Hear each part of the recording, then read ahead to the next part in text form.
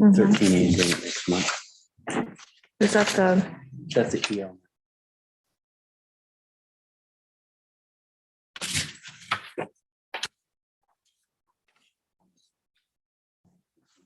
Mhm. 13 days next month. Is that the?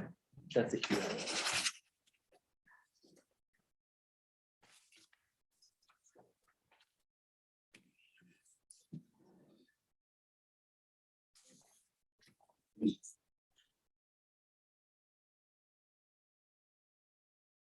Okay, at this time, I'd like to reopen into open session at 5:59 PM. No action was taken into closed session. Please rise for the Pledge of Allegiance.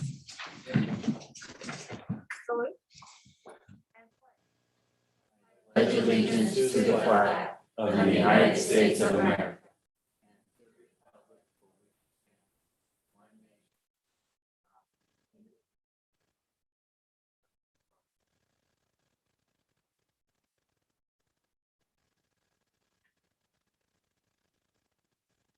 This time, I'd like to invite comments and announcements by board members. Bill, do you have any comments or announcements today? I have none, thank you. Miss Jessica, do you have any comments or announcements? Just a comment. I had the opportunity to attend a Central Boys basketball game last week that was held at Palermo School. And it was really nice to see the enthusiasm and the team spirit that the team came together and played. They did really well. I do believe they came away with a W. But it was really nice to see the sports being played in the school and to support the team. That's great. Thank you. Sharon, do you have any comments or announcements? Yeah, I just wanted to take this opportunity for the month of November, which is traditionally the month of thankfulness, to thank our staff and thank our teachers, thank our classified staff, thank all of the people, the adults that are serving our students in the district and our administration. Everyone's going through challenges right now, hard times for everyone. And I just appreciate those that are willing to put in the extra effort to be there for our students. So thank you. Thank you. And I'd like to just reiterate those thankfulness and thank everyone for being here tonight as well. Spencer.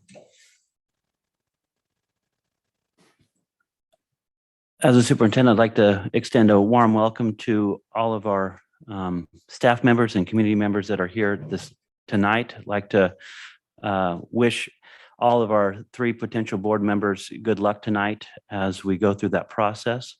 Also like to share that, like to remind everybody in our community how hard all of our employees are working right now. We have a lot of duress going on in our community, in our state, with everything with this pandemic. And just want to remind everyone how important it is to remember why we're here tonight, which is for the education of our students and for the betterment of our kids and our community. So thank you very much. Thank you, Spencer. Andrew? I just wanted to take a second and say thank you to all of our clerical support staff we have throughout the district. I feel like they've been doing and been asked to do more and more and more than they've ever had to before, with more complex things, with all the new mandates, and they kind of are quietly in the background. But I really do appreciate all the support that our many different varied clerical support people have been doing, and just wanted to put a shout out to them tonight. Thank you. Janet? Kind of exciting. We have Central Middle School has begun working with Ting Sun, who is a consultant in helping them as they plan their school focus starting next year for a focus school. And they're working on VAPA, Visual and Performing Arts. And they've been meeting with her and creating their vision statement and their plan of what they're going to do for the next couple of years to bring the arts into the school to make it a focus school. So that's been exciting to see get started. Thank you. Mm-hmm. Kimberly? I would like to also extend a great thanks to all the staff that we have in the district. I know that we have people who rise to the challenge every day to meet the needs of our students, and it is very appreciated. I also want to update the board on the inclusive preschool. We are continuing to send out emails, reach out to our consultant, and try to get the latest information. And we are still being told that they are waiting some legislation that's pending in terms of universal preschool. As soon as I have an update on that, I will bring it to the board. Thank you very much. At this time, the board would like to extend an invitation to interested parties who wish to speak on matters which are school related.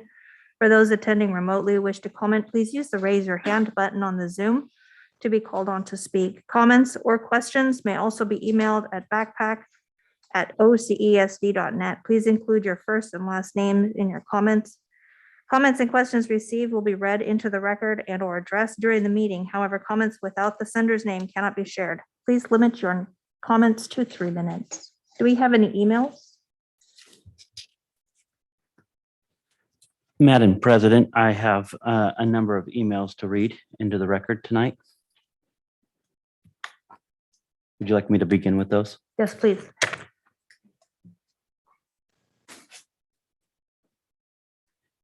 Our paraprofessionals need and deserve a better benefits package than what is currently offered. We have many amazing, hardworking paraprofessionals that would love to work full-time but can't afford the package that our district offers. Also, if they work full-time and refuse OCESD insurance, it makes it nearly impossible to get good insurance coverage with another provider. Part-time paraprofessionals equal part-time help, which in the end makes students suffer. Sincerely, Shauna Warden, resource specialist, Ishii Hills.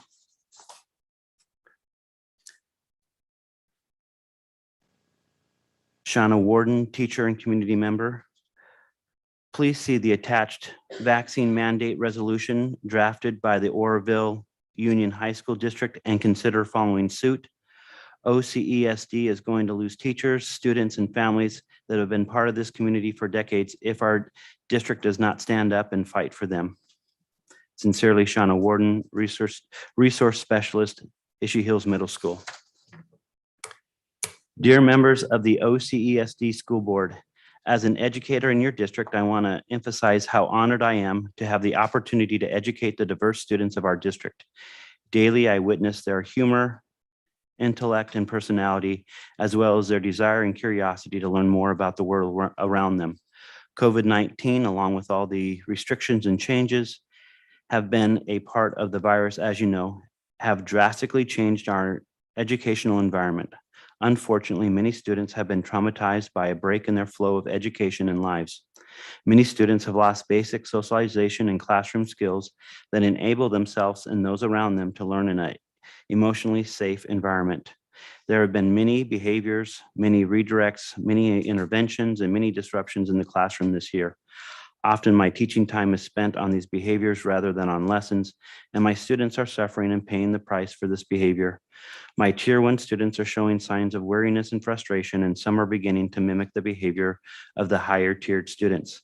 This is not only a site problem, it is not only a district problem, this is universal. There needs to be a solution for the emotional health and welfare of all of our students and staff. I'm at a loss as to how this problem is to be solved without some kind of separation of higher tiered students from their classmates that focus on their specific needs. These students need intense intervention, and our lower tiered students need a peaceful, trauma-free environment in which to learn.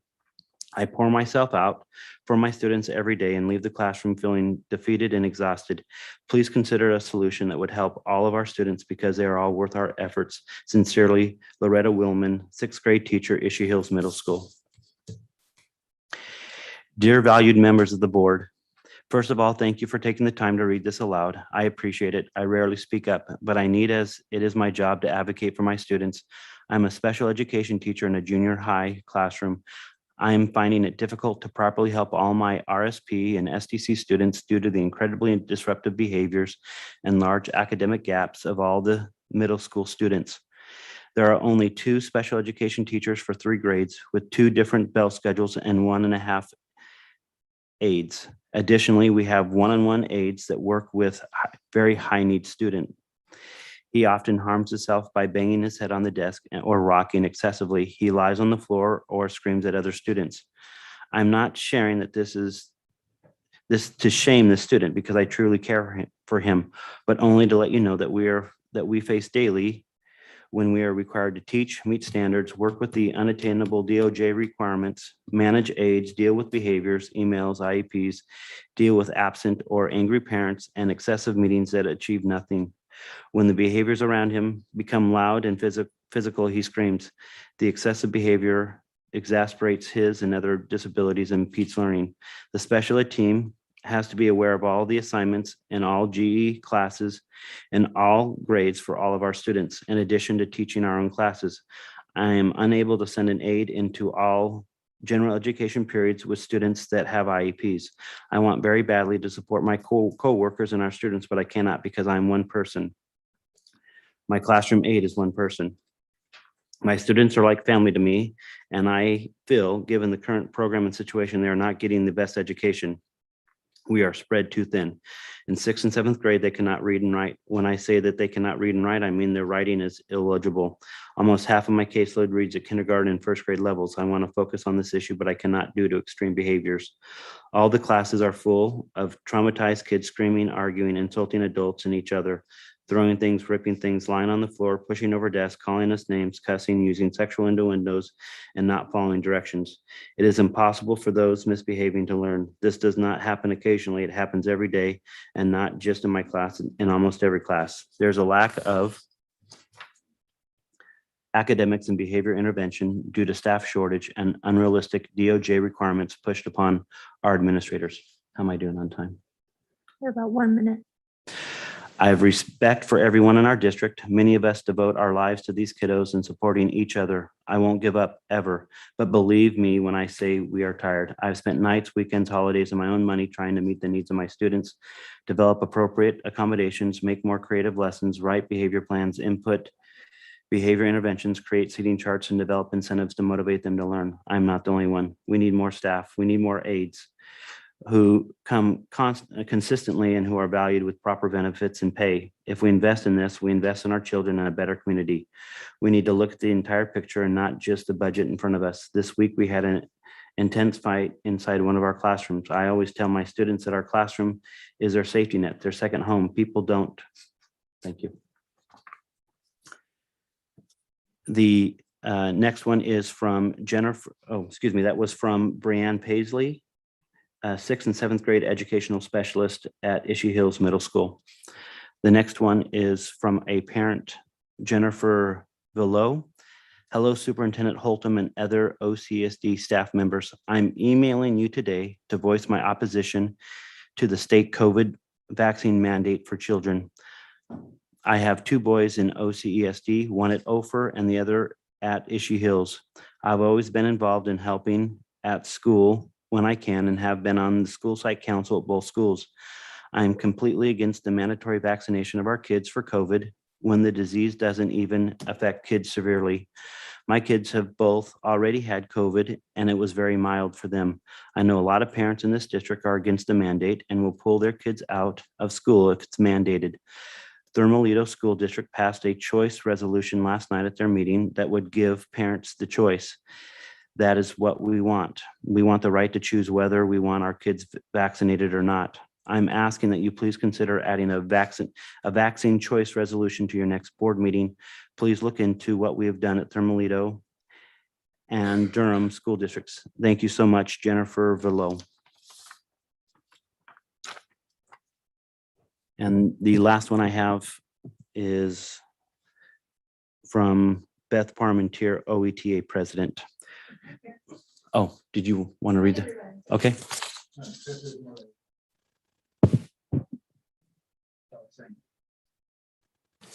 Oh, there's more. Okay.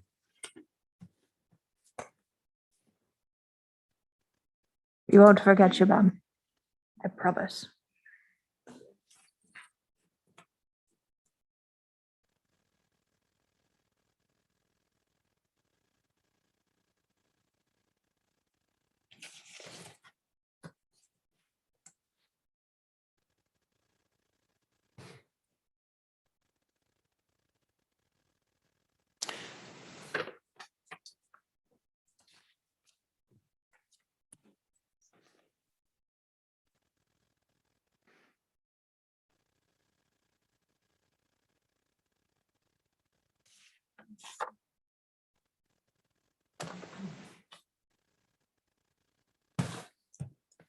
Dear members of the OCESD School Board, thank you for taking the time out of the meeting to read this. I'm writing to share with you a classroom perspective of what is happening in our schools. Teachers enter this field to make a difference, to make a positive impact on the lives of students we serve. We don't enter the profession just thinking about the academics we will teach, but the contributions we will make to the future of our society. We want to help to create creative thinkers and generations of kids that will make this world a better place. I wish to keep this goal in mind as I explain why I'm writing to you today. I've been teaching for 9 years and I'm no stranger to difficult behaviors. I've had students I've been afraid of. I've been cussed out, threatened, and I'm no longer shocked by many of the stories out of the students' mouths. That being said, this year is the first time I felt genuinely powerless to deal with the behaviors of my students.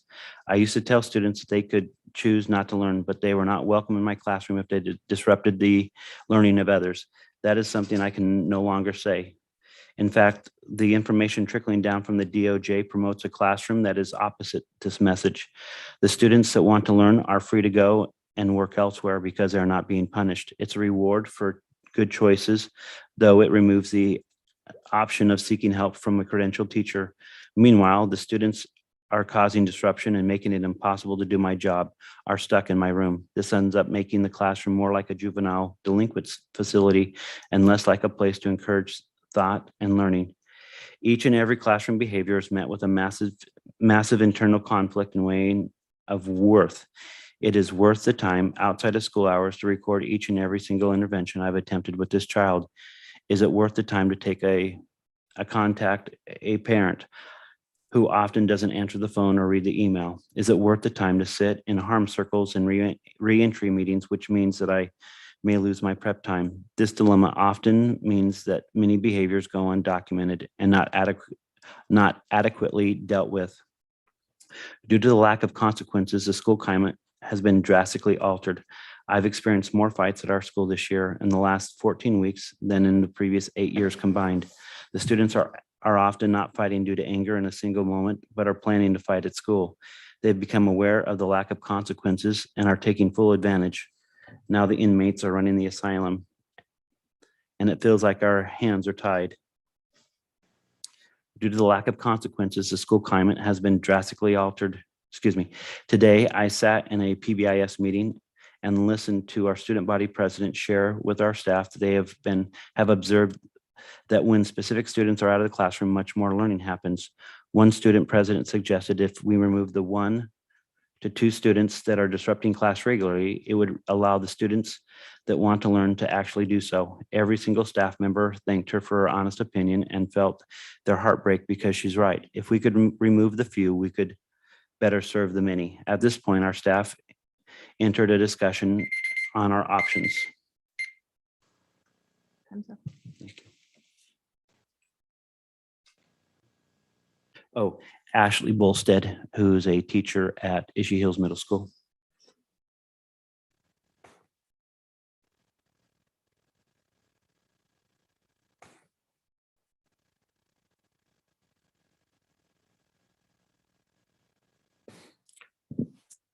Here's another one from Shauna Warden. Just yesterday, a young lady asked me, "Who the hell do you think you are?" Excuse my language.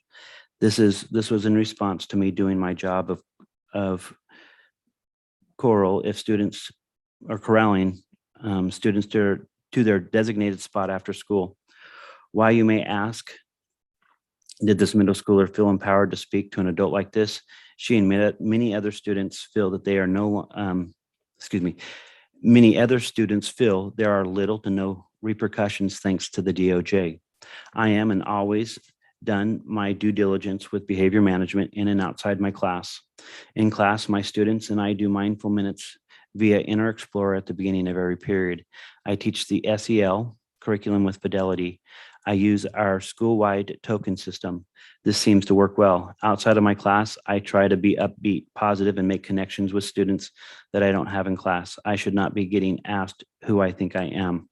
Please listen to my coworkers as well and work with us to deal with the DOJ requirements. Thank you, Shauna Warden.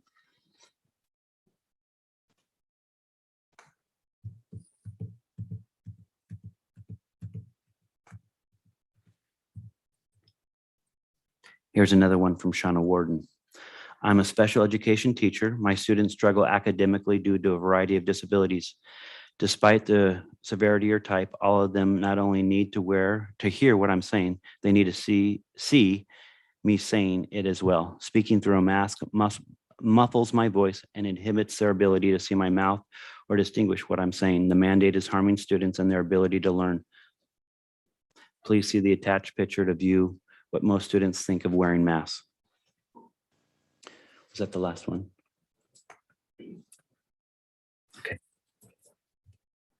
Do we have any raised hands in the Zoom session? Pamela, excuse me, Sandra, I did notice there was one email that was missed from Andrea Vital. With Batali? You on email or?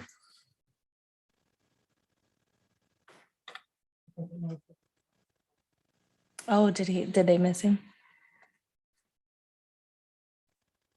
It says, please help, please is the title of the email. Okay, I don't Don't have it? Was that today?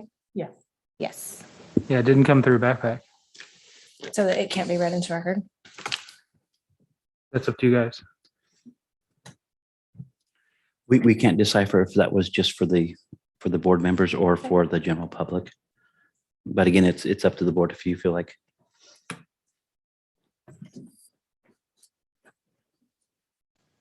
Is it pertinent to the topics at hand?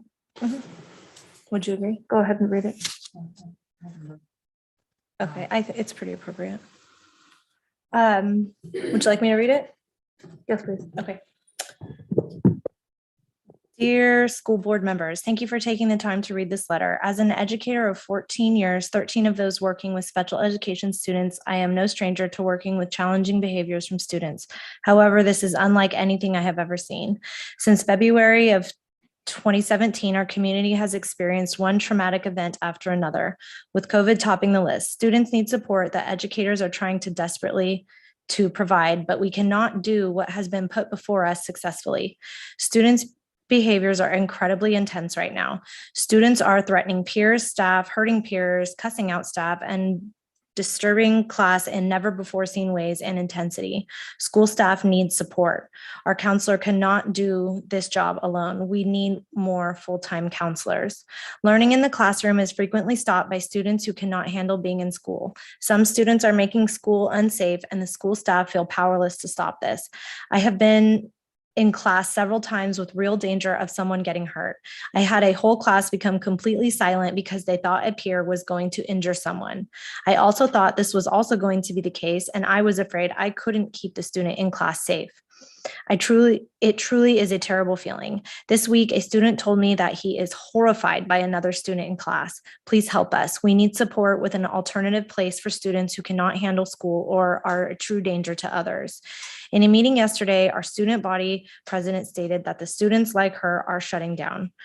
They cannot learn in the current situation. It is not safe for them, and many are feeling the current situation at school is causing more trauma. She stated that the students who are causing the classroom disruption concerns should be removed.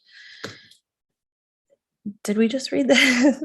With the lack of consequences, the behavior will not only continue but increase. Our good students, like the student body president, are crying out for help. Please help them. Please support the educators.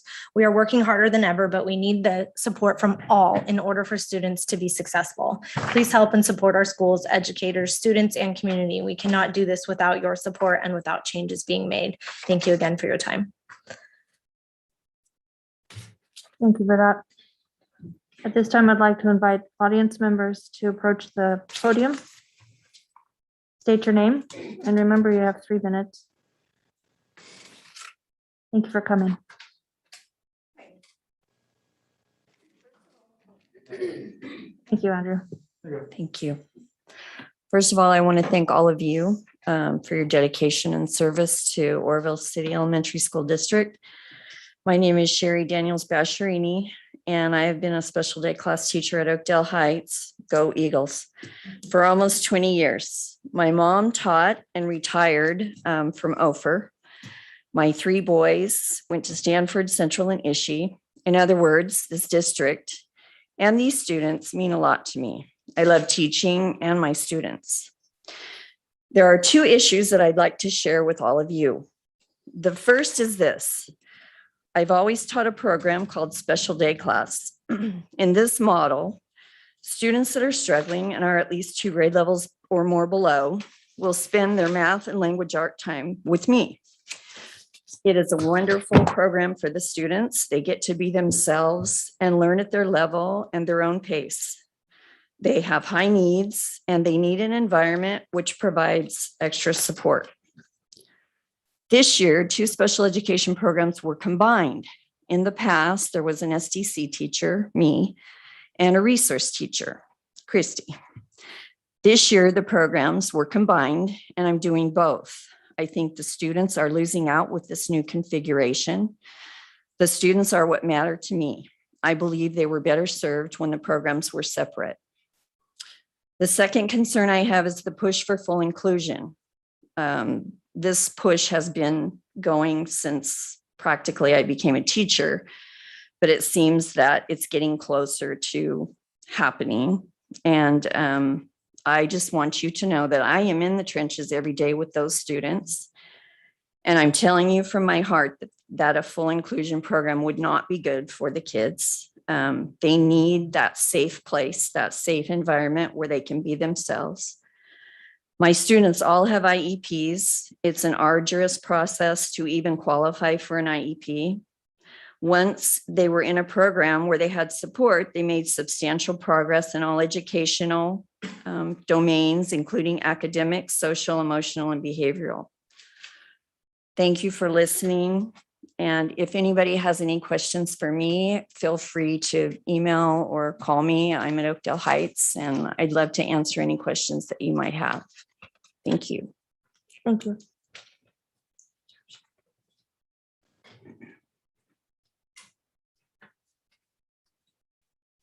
Hi, I'm Christy Malone. Thank you for letting me speak here, board members. Thanks for having us here. This summer, I came and I spoke about my passion of being a reading specialist at the summer school, and that's one of my passions. A bigger passion of mine is making sure our children who have very diverse and challenging needs are have the best education and feel valued at their school, no matter what challenges they have, whether they have an IEP, especially if they have an IEP. And I'm piggybacking off of what Sherry said. I think when we had SDC and RSP separately, they served such sorry, I'm stammering. They worked very well.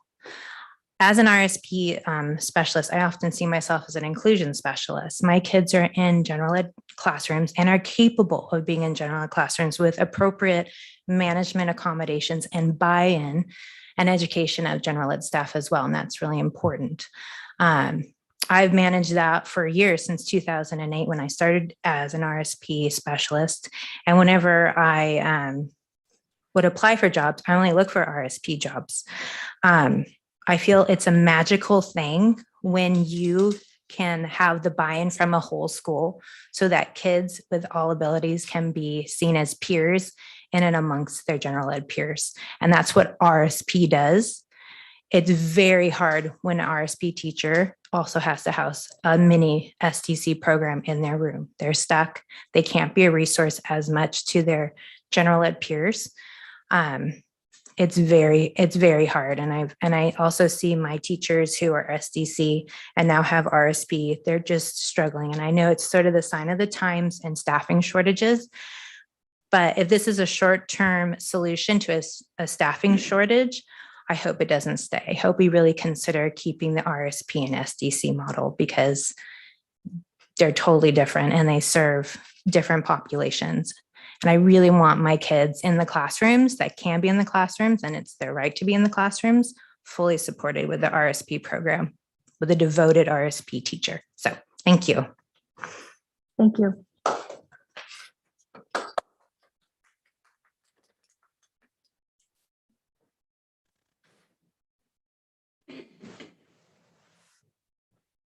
Hello, I'm Beth Parmenter. I'm president of the Teachers Association. I sent a notice to the boards, a letter, and I'm just going to do some of the highlights because I don't want to reread what you guys have already gotten.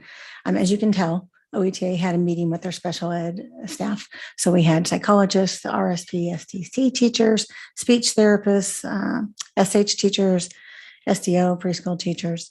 It was requested by those members that they felt they needed a meeting to talk about some of the issues and concerns that they're having. And as you can see, one of our suggestions was to speak to the board members and to the superintendent and share those concerns.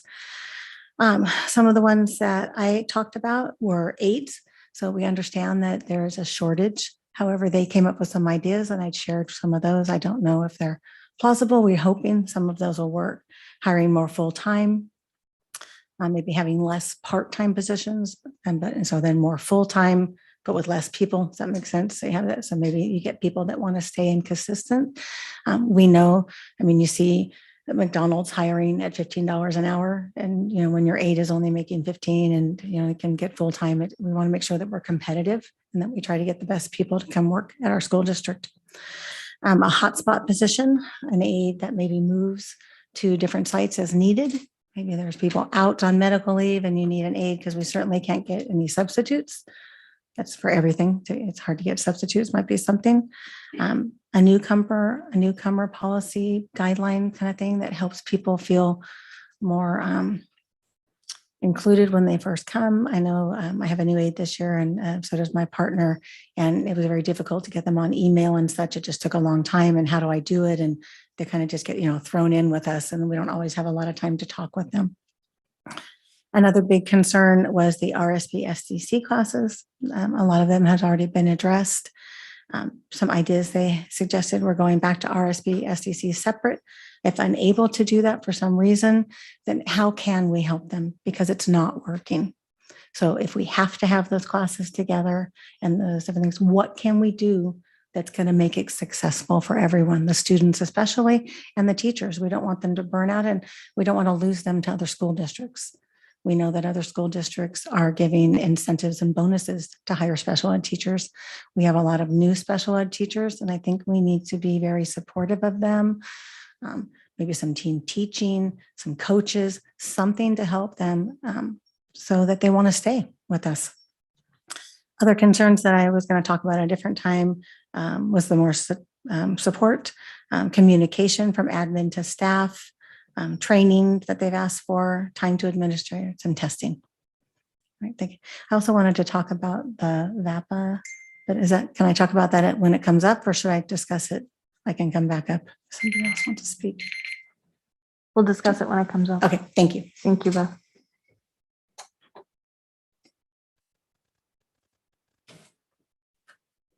Do we have anyone else who would like to speak? Hi, I'll be quick. My name is Beth Madison. I'm a psychologist for the district. I'm at Central Ishii, Oakdale, and Ophir. And you've heard a lot tonight about our concerns. You've heard some ideas for solutions. I'm an old dog, been doing this a long time, along with a lot of my colleagues. It's my 26th year. And we know we have a lot of ideas. We know what to do. What we really need from you guys is boots on the ground. We need more staff, bottom line. We know what to do. Just give us the boots to do it. Thank you.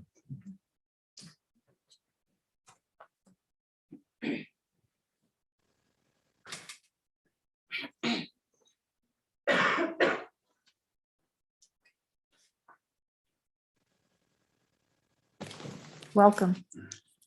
Hi.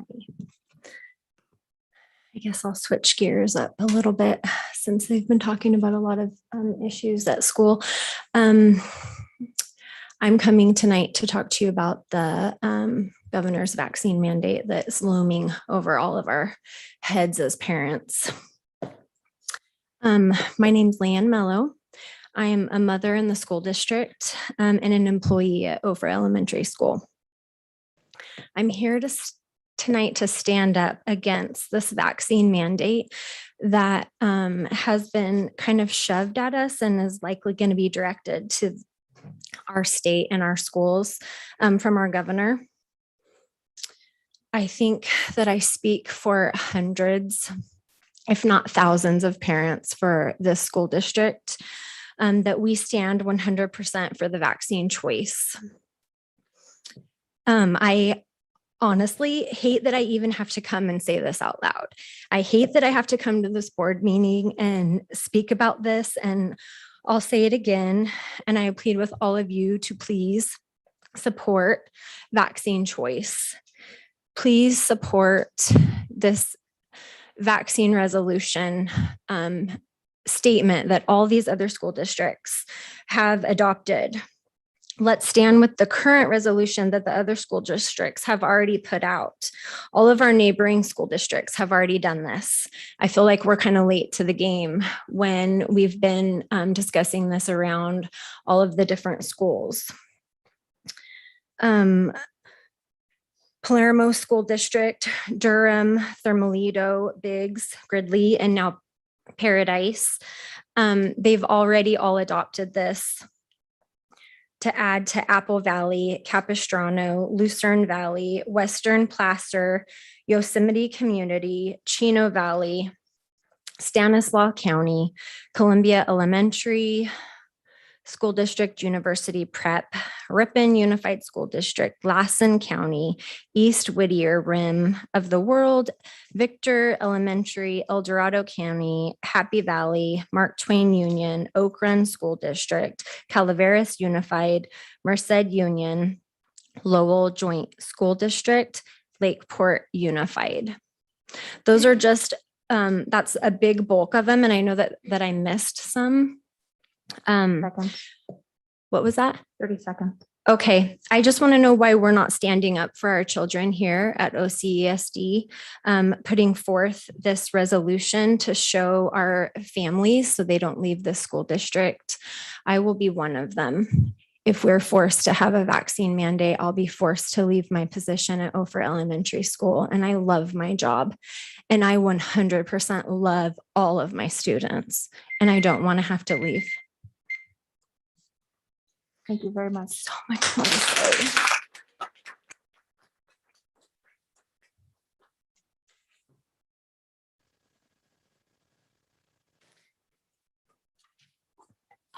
Good evening, Dr. Holton and board members.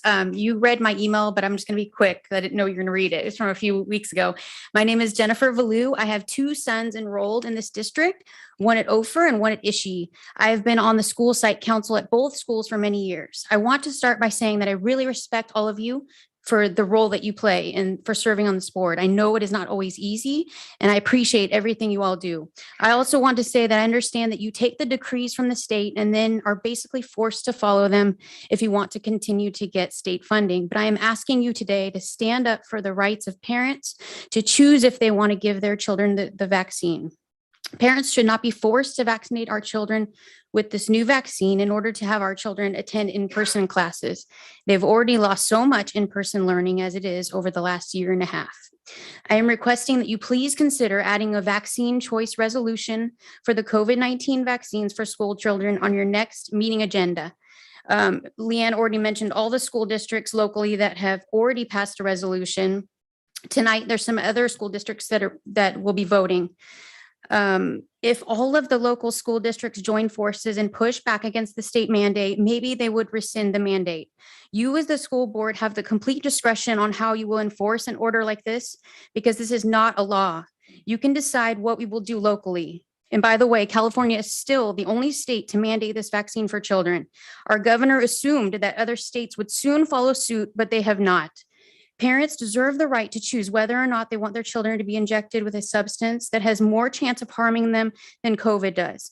And I am not anti-vax at all. Both of my sons are up to date on their vaccines.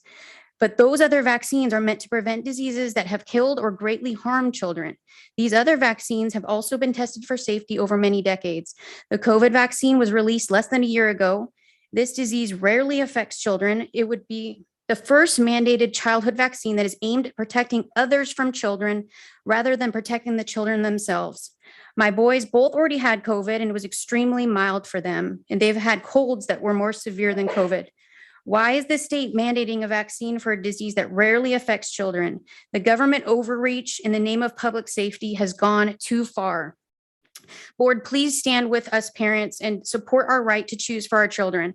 I would also encourage you to maybe do a parental survey to determine the percentage of parents who would vaccinate their children, or if they would rather pull their children out of the school system if it were mandated. I have a feeling that a lot of parents will not go for this. This will be a nightmare for the district to enforce. Thank you so much for listening to me tonight.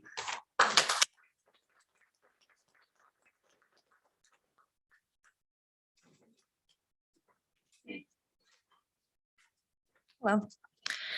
My name is Elena and I have 3 kids ages 5, 6, and 8 enrolled in NOFR.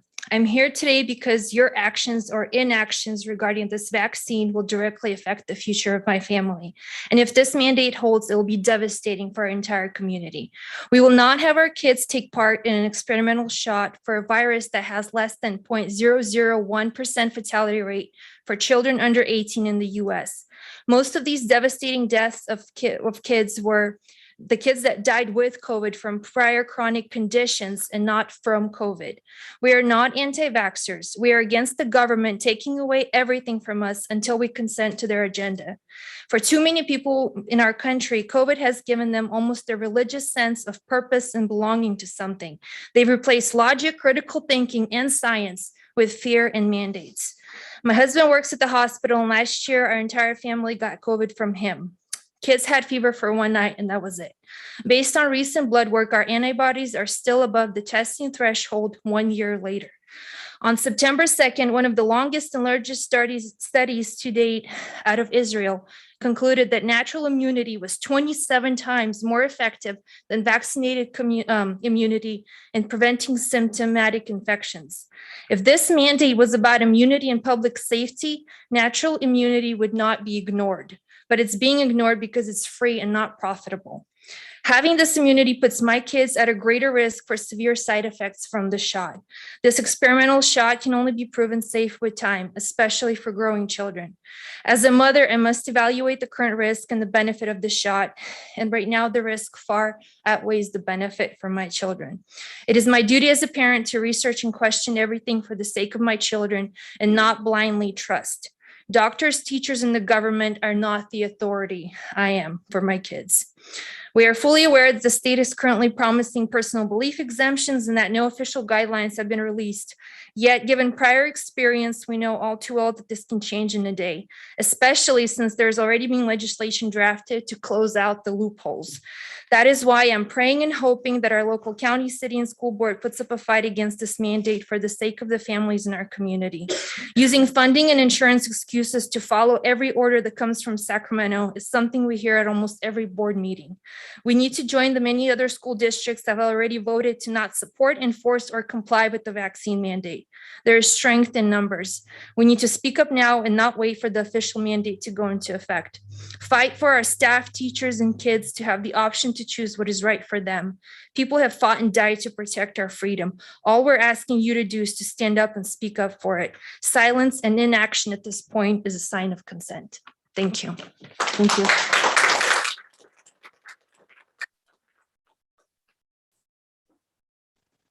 Do we have any other wish to speak on this topic? Thank you.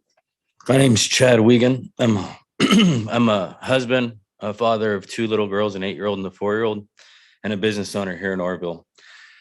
For the last year and a half, I've put 80,000 miles on my truck, traveled all over the state, and I went all the way up till 2 weeks ago without getting COVID. But the whole time, I didn't hear anything on the telly, anything on mainstream media about taking care of your personal health. Take your vitamins, get some vitamin D, lose some weight. Didn't hear it. All we heard was vaccine, vaccine, vaccine. Follow the money. This is all about money. It's all about money, power, control. If we don't stand up now and we comply, we will be the communist state of California. Stand up for us. We get told that we have to come to you, right? And then you guys answer to them. We can't go to the governor. We can't go to the next level. The only thing we can do is go out and just make our voices heard. And that's what we're trying to do. But I promise you, my grandfather in his grave right now, World War II, he would not comply. This country was founded on not complying. We don't comply. Don't do it. For my kids' sake, please. Thank you.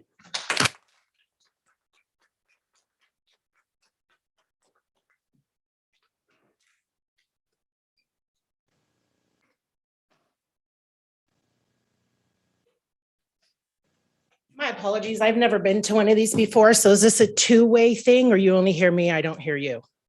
That's how that goes. They're not allowed to comment on public comment. Are you? No, Okay.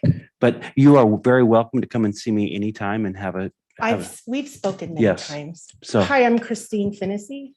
so I'll just share with you that anybody who would like to come and see me anytime, you're welcome to come and discuss this with me. And the discussion about this topic is on the agenda this evening. Okay, that's all I'm here is to back up what everybody has said previously. I don't know if you guys have children in the schools in these county. I don't know if you even live in Orville, or if you're from Chico. I don't know how well this works. I also don't know if you have the numbers back from that one Monday where everybody that was against it took their kids out and what those numbers showed. But I do have a child in Ophir and I have one in LP. And I'm appalled by the whole mandate, but actually after you reading those emails, I don't even know if I want my kids to go to the schools here with the fights, the teachers that are tired, overworked, kind of losing their foot over the kids. I mean, your discussion here tonight definitely isn't an advertisement for wanting kids to go to your schools. So with this mandate, if it does take place, I'm just wondering what kind of funding you would have with the lack of children in those seats, in spite of going with it to get that same funding. Thank you. That's it. We have time for one more speaker on this topic. Can I add one thing? 1,276 experimental drugs every year approved by the FDA get removed, get pulled because of side effects. The number is over 1,200 drugs, experimental, get pulled every year. And we're in the middle of another one.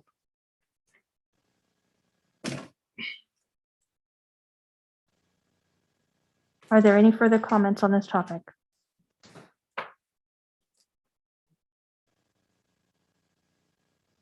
Hi, my name is Jordan Harp. I have been a lifelong community member of Orville my whole life, gone to school here my whole life. My family has gone to school here their whole lives as well. I have children in Orville Elementary School District, at Stanford and at Ishii. They are struggling. They're good kids.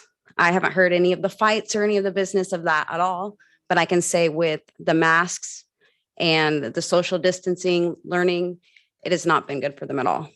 I'm concerned for their future. I'm concerned for everybody else's children's future. These kids are not learning. They're not learning at all. And with this vaccine, I can guarantee I'm one of the parents, as of numerous parents behind me and numerous friends within the community. You will not have children at Orville Elementary School District if you mandate a vaccine. They will not be there. I will pull them. We will pull them. I stand behind every parent for their choice. It should be our choice. We should not be forced to poke our children for an education that they are currently not even receiving. Thank you.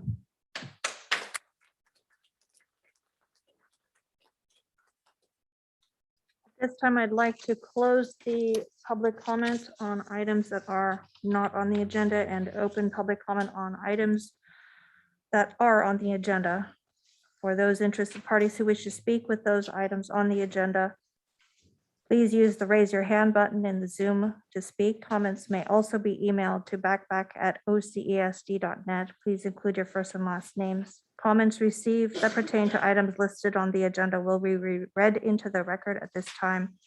However, comments received without the name will not be read. The Brown Act does not allow the governing board to discuss or take any actions on any item that is not posted on the agenda. Comments will be limited to 3 minutes with 20 minutes per subject. Do we have any further emails on items that are on the agenda? I do not have any additional emails. I have no more. Thank you. Do we have anyone who would like to speak with items on the agenda tonight? Ms. Beth?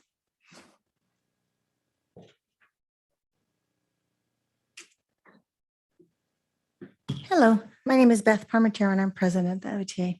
I'm here to speak about Central Middle School becoming a VAPA magnet school. And just for clarification, is it magnet school or chartered school? Might be something I just asked. Magnet school, thank you. On the agenda this evening is a request to approve a consultant to help Central School become a VAPA school. I reached out to my members at Central School on Monday to see how they were feeling about this idea and how they've been included in the process. I had just 5 responses, but I thought I could share what did come back. It was mixed. One teacher said, there has been virtually no discussion regarding this decision. We were told at our last staff meeting to be ready to sign up for committees in January as we start some community outreach. What those committees are, what will be expected to do, et cetera, are total unknowns. As a lover of the arts, I'm intrigued by the idea, but not convinced it's right for Central or the community. And I'm speaking just because, as you mentioned in your opening, that there are some things already going, but it sounds to me from staff that perhaps they aren't being involved. Another mention that had been brought up at the last staff meeting, the idea of committees related to the potential transition, but other than that, no, there hasn't been discussion of what will happen with positions, et cetera. Others. Several of us are feeling apprehensive about the transition. One mentioned they were curious what SPED would look like. How will all this fit with our current situation with the DOJ? There's many unknowns. Another one said, I'm excited about it. Central is such a positive place, yet I hear rumblings in the community about it due to the rep it had many, many years ago. I'm hoping this help promotes all the good things that are going on there. It's important to several staff members that we retain the attendance of local kids, and I know that's been shared with admin. And then I had a question if the art teacher at Central had been included and asked for their ideas. I was given the impression that that person had not been, and I would hope that they would be. Some felt staff was interested, some felt they were concerned about maintaining services for kids in the community. I hope as the district goes forward with this idea that they have more transparency and involvement with the staff at the site. It'll need to be clear on what the change will entail and the possibility of staff movement or other impacts such as training or responsibilities, things like that. So it seemed to be a little bit of a mixed bag, but I thought I would share how members let me know how they were feeling. Thank you. Thank you. Madam President, is this an opportunity to speak on behalf of the potential candidates for the Board of Trustees, or is that going to come? That's the next item on the board agenda. Thank you. Thank you. Do we have any other persons who wish to? There won't. This would be the time for them to come. Okay. If you would like to speak on behalf of the candidate, you're welcome to do so now. I am informed that we don't have a time later on. Okay, well, thank you. Once again, I want to thank you. My name is Pastor Kevin Thompson, and certainly we want to thank you, and we're honored to have this time and this forum and this space to come and speak on behalf of the vacant seat that you have for the Board of Trustees on the school board. And certainly I don't envy your job at all. I know it's going to be a difficult job for you, but because I'm sure that all the candidates have something to bring to the table. But I'm standing on behalf of Ms. Torres tonight, Lisa Torres. I'm a local pastor here in Orville, also founder and director of the Orville Southside Community Improvement Association, also founder and director of the Haven of Hope on Wheels project. Yeah, several things. I'm listing these things that I'm a part of because Ms. Torres is a part of many of those projects as well. Just for the Haven of Hope on Wheels project, you know, we go and we minister to the needs of those that have been affected by the fires and other natural disasters, our homeless population, and a lot of the people that we serve, they are families. In other words, they bring their children. They're homeless. They attend your schools. Ms. Torres is a big part of talking with those people and dealing with those people. She's a great help at the Orville Southside Community Center as well, which I also direct and manage. She's a part of that as well. So we see a lot of your students, a lot of your faculty and staff. She's community driven. She's a great mother. She's just an awesome individual in our community. And I know that she would bring many pluses to this board if she's given that chance. She's also bilingual. She speaks very fluent Spanish. She's just an all around, I think, great candidate. And I think the board, this is a great board. I know some of you all, and it's a pleasure to know some of you. But I believe the diversity that you're looking for would be wrapped up in Miss Lisa Torres. So thank you for this formal space once again, and I hope you choose Miss Torres tonight.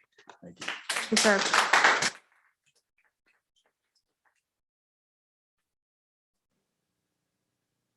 Do we have anyone else who would like to comment on agendized items?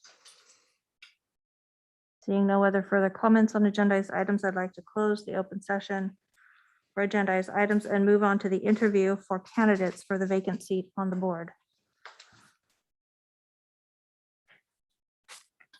Madam President, if you'll identify our first candidate to be interviewed, and then the other two candidates will excuse to go out into one of our conference rooms while we interview the first candidate in open session. Seeing no other process appropriate, I'd like to go by alphabetical order by last name. Art will be first. Miss Rachel Faulkner will be next, and Miss Lisa Torres will be last. Board members, you should have your questions. And Madam President, would you like to ask all the questions or do it in a round robin format? I think we should each take a certain number of questions. So what we'll do is we'll just start with number one, Madam President, and then go down the line and just alternate as we go through the process. Art, please stand and prepare yourself.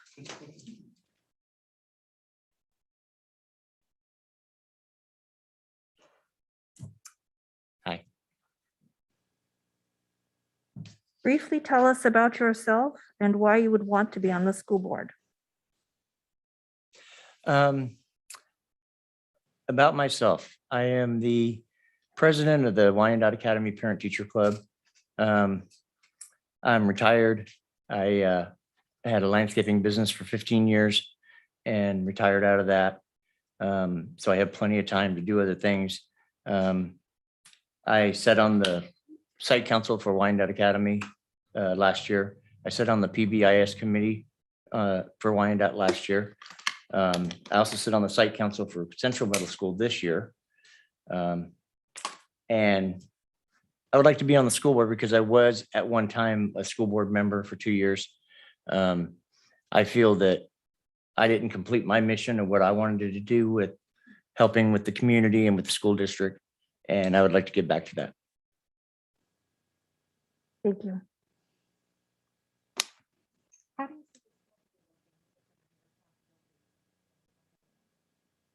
Other than the PTC and the site council, I'm wide open. I'm at usually all the events that happen, graduations, anything like that. So, and I go and visit the schools. When I was a board member last time, I'd go visit all the schools, and so I'm pretty wide open.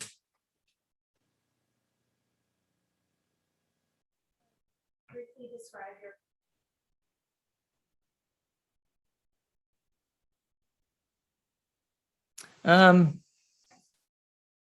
I believe I'm pretty committed to the district and to public education. I have two, my stepson is autistic, went through the Orville School District and the Orville Union High School District and graduated.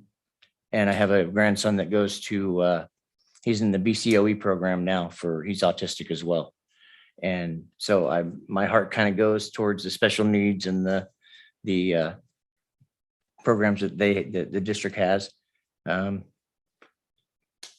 about it.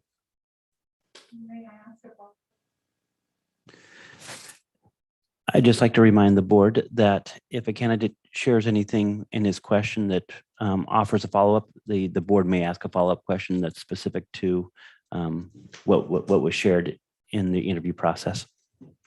I was just hoping to get a little more information on the commitment to public education, specifically regarding public education policies. As you can tell, a hot topic for the board is COVID-19.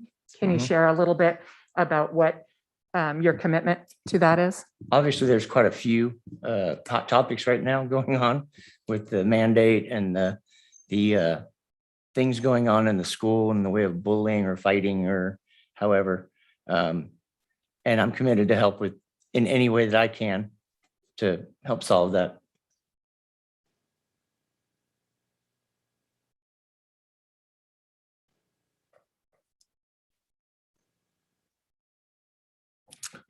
Good afternoon, Art. Hi. You're in a store in Orville and a parent approaches you and loudly complains about a district employee. How do you handle the situation? Why did you handle the situation in the manner in which you would? Well, the first thing would be try to calm the parent down. So they're not so disruptive in the store. And then send them to Dr. Holtum and the district and, so they can kind of work their problems out. The reason I would handle it that way is because it's not my position to, even as a board member, to handle things on my own. So it's more Dr. Holtum's area. Thank you. How will you work as part of our team to keep the focus on children and the education? I'll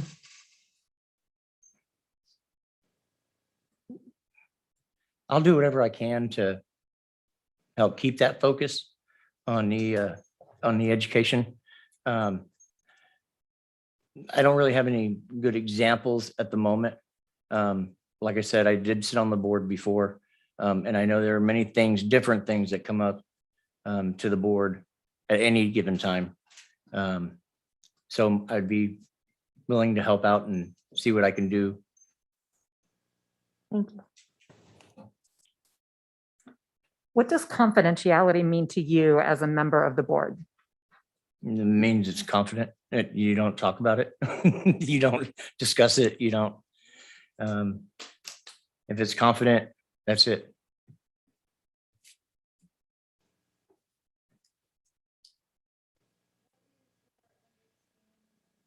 What is your understanding of the relationship of the board to the superintendent?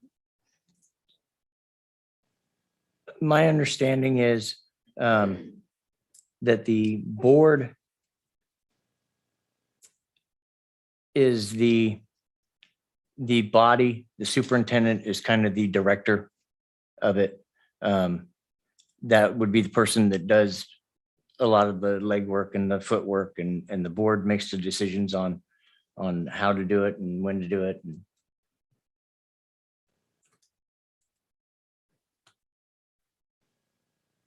How would you balance your decisions as a board member with the input of parents and staff at each site?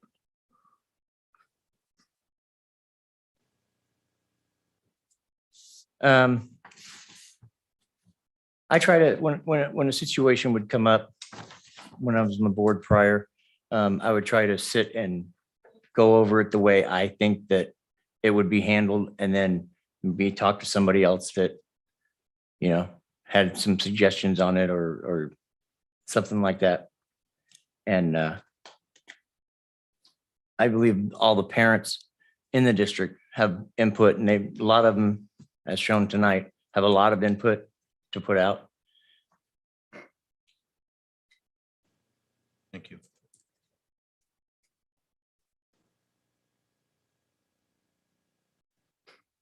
What possible conflicts do you see if you were selected as a board member?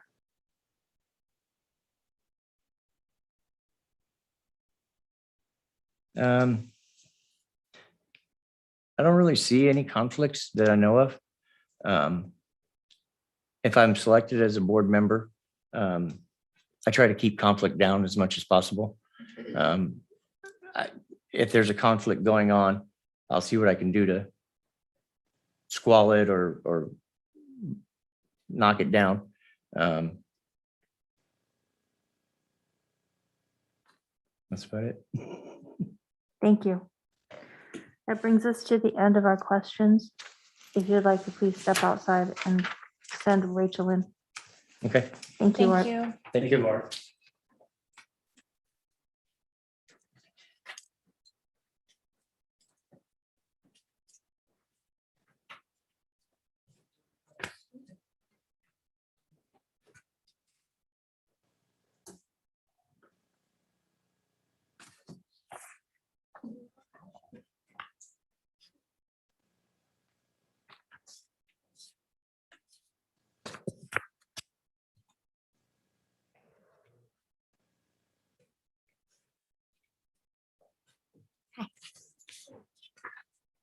Welcome.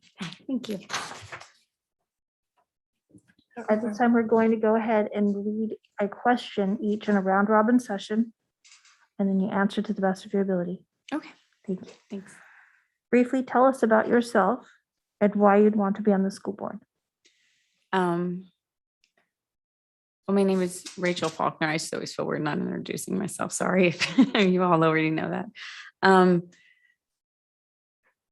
I was born and raised here. My husband was as well. My dad was, his dad was, my grandpa was. I like that. We've lived in this town a long time and I love this town. It's home.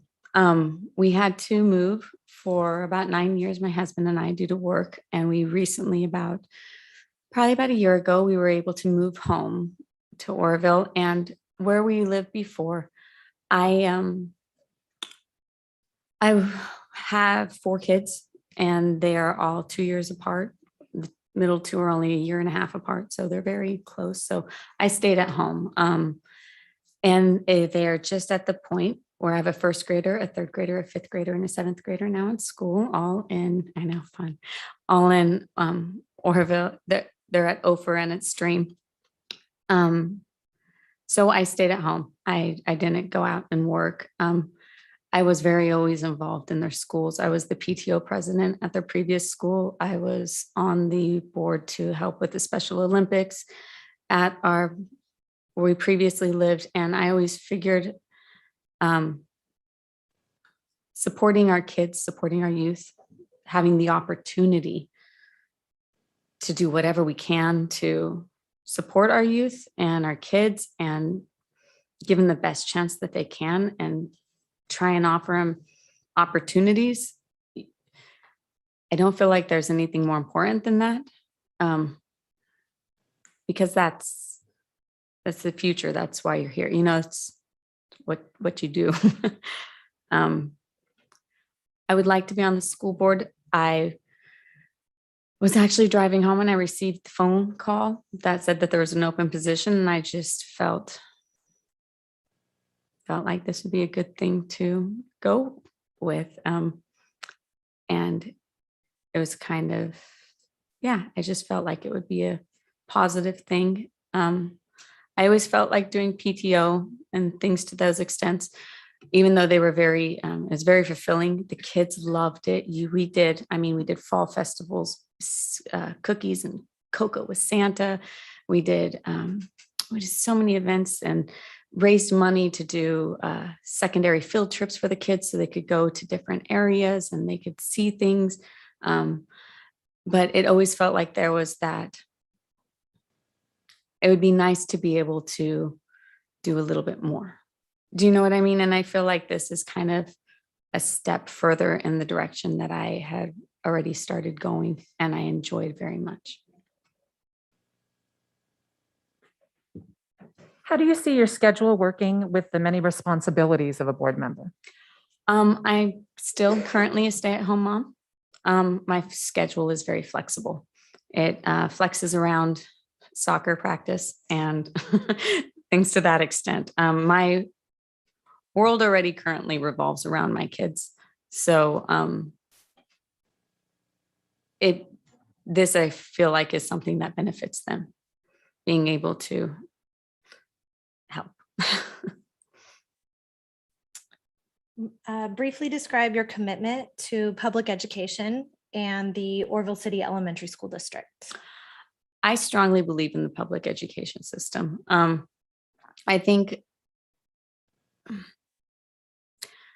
feel like socialization in schools and the things that they learn in schools that aren't even necessarily things you will think about getting taught in school is very, very important to a kid's overall learning experience. Being able to learn how to handle situations, being able to learn how to handle yourself, which a lot of kids, especially speaking from my own, my littlest got pulled out on COVID when he was in TK. And so he's coming into first grade now. So you have kids that never had kindergarten, halfway through TK, coming into first grade where they're supposed to be reading and they're not, and I think I got derailed. I'm sorry. I feel like it's important to support that as much as we can, to support the learning of the children. And I feel like public schools offer that. I went to Popular Avenue School, Sierra Avenue School, Ophir, Central, Orville. And I had a lot of friends that went on to do great, great things, that are very impressive people that went to the same schools as I did. And they were offered those opportunities to accelerate and to thrive through the Orville Public School District. So I think it's very important. Sorry. And I do have a follow-up to that. Can you also address your commitment to public education policies related to COVID-19? As you can tell, it's a hot topic. It is for a the very board. hot topic. Yes. I've seen that. Do you want to know my standpoint on it, or? Your commitment to public education policies related Right. to COVID-19. Public education policies related to COVID-19. I feel like the board has a very, very big role, big responsibility in this. Being able to appease all people in the community is a very, very tricky task. And whenever it seems like there's a topic where there's many, many opinions that are so strong, personally, I feel like what was being presented with the choice seems to fall in line with what I would personally stand for as well. So did I answer your question? I'm sorry. Thank you. Sorry. This is a scenario for you. Okay. You are in a store in Orville and a parent approaches you and loudly complains about a district employee. How do you handle the situation? Why did you handle the situation the way that you did? I would listen to them. Nobody likes to feel like they're not being heard. And then a lot of times some people are angry and they don't know where to turn. They don't know what to do with that anger. They don't know where to place it. And you're just the lucky person that gets hit with it. A lot of times in those situations, I've learned that it's best to let somebody just not harm you, abuse you, or make you feel scared, anything to that extent, but let them get things off their chest, validate their concerns, give them validation in what they're saying, and then let them know where to best direct that. Write an email, that would be great. And if you could, come to a meeting, that would be great. Give them somewhere where they feel like they can use that in a proactive manner, Thank you. Thank you. How will you work as part of our team to keep the focus on the children and their education? My focus tends to be very much on children and their education. So I think it is nice having parents that are currently have kids in the school system that are dealing with these topics that are kind of in the trenches in a sense. They're going to school, they're having to deal with these new mandates, they're having to deal with all this stuff.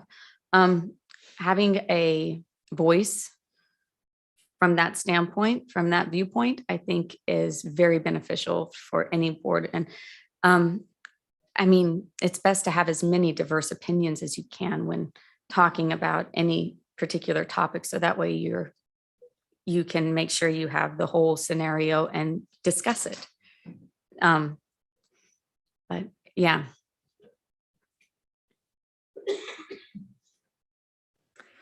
What does confidentiality mean to you as a member of the board? It means confidentiality. You don't gossip. You don't talk about things that are not yours to talk about. I've seen this before. I've seen this with different boards I've been on, different groups I've been in, where people get a little talky about other people, about certain things, and even about things that are coming in that are being voted on behind, where it's not necessarily for the public at this point, that they're still being discussed. That's confidentiality. You don't discuss things as to those that you are not at liberty to discuss. And you definitely don't discuss anything about other people. If so-and-so is having an issue with somebody else, so you are not at liberty to tell that other person what you were received in confidentiality. What is your understanding of the relationship of the board to the superintendent? My understanding of it is, I'm not sure if it's entirely accurate, but my understanding of it is the board is there to support the superintendent. The board is there to give their community opinions and to help make responsible choices and decisions for the unified school district, and just help enforce those as well. And yeah, roundhouse sounding board. How would you balance your decision as a board member with the input of parents and staff at each site? So not as much as this position, of course, but during being the PTO president at the other, my children's previous school, it was very much, you would get teachers telling you some things and you'd have parents telling you some things and pushing you to lean one way, to, hey, let's do this. And, they would try to ease in their opinion so that way to get their voice in. You listen, you take them into account, and then you discuss. Your role as somebody on the board is to reflect the community. So listening to people of that community is a very important role. Not taking sides, though, is also a very important role, and making a decision that best benefits and helps your community is the best way to go. I'm sorry, I'm not really in order here. I'm a little jumbly, but so I apologize. That's okay. For our final question, what possible conflicts do you see if you were selected as a board member? I don't see any. I thought about that before I applied. My husband and I are we do a lot of things. We're very busy people. We like to keep busy. That's how we like to be. I don't feel very busy right now, which is why I'm trying to get out into the community more. I don't see any possible conflicts if selected as a board member, and I would really, really appreciate and enjoy the opportunity to get to serve on this board and be part of our community during this time. Thank you very much. Thank you.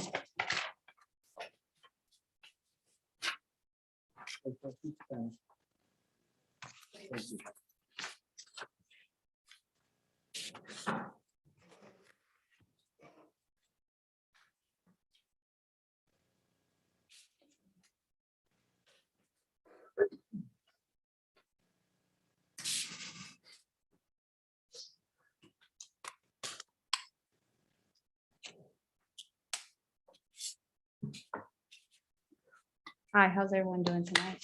Good. Hi, Lisa. Hi, how are you? So at this time, we have a series of questions. Okay. Each one of us will ask a question of round robin, so we can just, briefly tell us about yourself and why you'd want to be on the school board. Well, my name is Lisa Torres. I am currently, I work full-time at Orville Hospital as the lead cook in the morning. I am a mother and a wife. I do have a child in school. She goes to Las Plumas. She's 14. I have actually had the honor to work with some of you that's on the panel right now. We've been on student side councils before. I've worked with Mr. Legrone, Sharon Nielsen. We did the meet and greet at the park. So it's an honor to be here right now and to be given the privilege to even interview for this position. This is, to me, a very important position. I am all for education for our children. I've been involved with my daughter's education since she was in Head Start. I've been doing student side councils then. And to me, I think that education is the best thing that you could ever have. Without education, you cannot get a job, a good paying job. Right now, the way things are going, it's hard to get a job with a good education because you have to have the reading skills, the math skills. And if we're not here to support our children in that matter, then we fail as parents. I want my daughter to have the best education. I didn't have a lot of stuff as far as degrees to get good jobs, but I went back to school. I got my AA in behavioral social science, and I proceed to go to college for paramedics. I can be an EMT if I wanted to, but right now my choice is to be a cook at Orville Hospital. I love my job. That's the bottom line. If you don't love what you do, there's no passion in it. My passion is right now is for this board. You know, I feel like I can bring something to the table. I do have an open mind. I know not to wear my emotions on my sleeve. You have to have an open mind and to know that we are here for our kids. We can't be closed-minded and expect our kids to be open-minded. You want to teach your kids that we're living in a time right now where things are hard.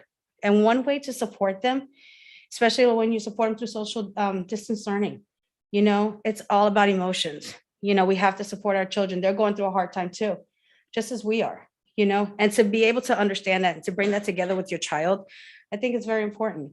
And then to also support them while they're in the school. You know, they have to know that their teachers are struggling just as much as they are. You know, we have to teach our kids to be respectful. We have to teach our kids to be patient. You know, if they don't understand something, there's email, there's other ways, but also at the same time, don't get overwhelmed. Just step back if you don't understand and come back to it. You know, you don't want to overwhelm your children. You want to make sure that they have a good understanding of what education is and what it is to be having hard times. This is just a strength builder for our children right now. And I just appreciate the fact that I'm even here to be able to express myself in front of you. How do you see your schedule working with the many responsibilities of a board member? I do get up at 3 o'clock in the morning, every morning, so I am an early riser. I do get off of work at 1:30, and I do have the weekends off.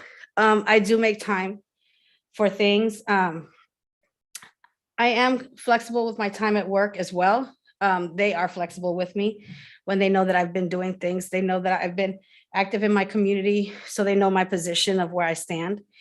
So, you know, as time comes, you know, I can deal with that situation at that time. So I am, but other than that, after 1:30, I'm available. Briefly describe your commitment to public education and the Orville City Elementary School District. Well, as I said before, I've been on Head Start. I've been on the site council since Head Start. I've also been for Wyandotte when it was previous Wyandotte, what is now called Wyandotte Academy. I've been student site council, especially with Ms. Sandra Barnes over here. I've been Madam President. I've been on a board with her. I've also been president of the student site council at I'm sorry, I'm kind of nervous, where my daughter used to go for middle school at Central. And then I am on the Student Side Council at Las Plumas as well right now. I am also the vice president of the Parent Teacher Club, where Art is the president. I am the vice president.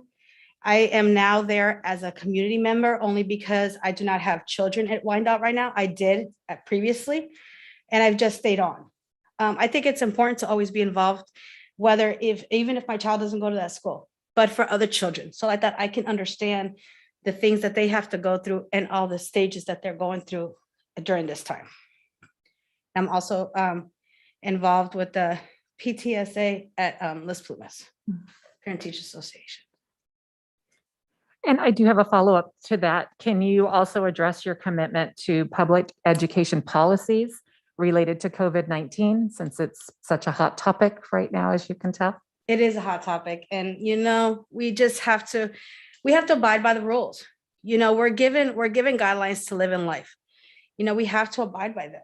You can't sidetrack anything and expect to come out ahead. When we're given a directive, we have to follow. There is always a difference of opinion. No one is the same person. We're all going to have different opinions, but we have to come together in unity and come together and know that we have to come to a consensus in order for our children to grow, because they're the ones that are going to suffer. If they see that the grownups can't get together, they're not going to sit there and behave themselves as well. Lisa, this is a scenario for you. You are in a store in Orville and a parent approaches you and loudly complains about a district employee. How do you handle this situation, and why did you handle it the way you did? Well, I would have to let them know that this is not a proper venue to discuss that, and that I am not at liberty to discuss other matters, especially if I don't know both sides of the story. And that actually is something that they need to come to the meetings to and address the board about.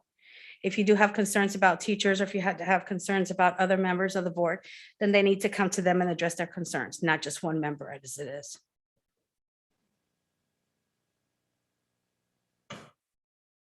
How will you work as a part of our team to keep the focus on children and their education?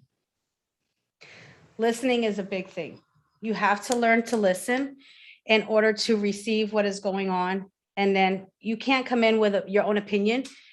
Everybody can have an opinion, but you have to know that you have to weigh yourself out. You have to weigh of what's going on, what would be best for our children. Sometimes when we sit there and think that maybe this is best for our children, when you come together and talk about it, there might be a consensus to where maybe we can work together. Maybe we can come out with a positive influence of what our children can do for our children in the future for their education. And that's where I stand with that. What does confidentiality mean to you as a member of the board? Confidentiality is a very important thing. You have to, in the line that I work at the hospital. I am not allowed to speak about anybody in the hospital. I don't care if I know you, if I know your family member, I cannot tell you. I've also been in home care worker, where we've been mandated reporters, but we cannot give the name of our client, even though I know their family member. And the work that we do with the Haven of Hope and other organizations that I'm a part of, that is the number one. Confidentiality is number one. No one likes their name plastered all over the place. You have to know that if that was you and you did not want your name to be out there, you take it as a personal thing. I take confidentiality very personal, because I don't want to be sitting there talking about somebody you don't know. Somebody might know somebody else. You don't want to do that. You want to keep people's integrity. You want to keep their dignity, so that you don't sit there and ruin it for somebody, because they could have trusted you. And because you broke that trust, you could have turned them somewhere else.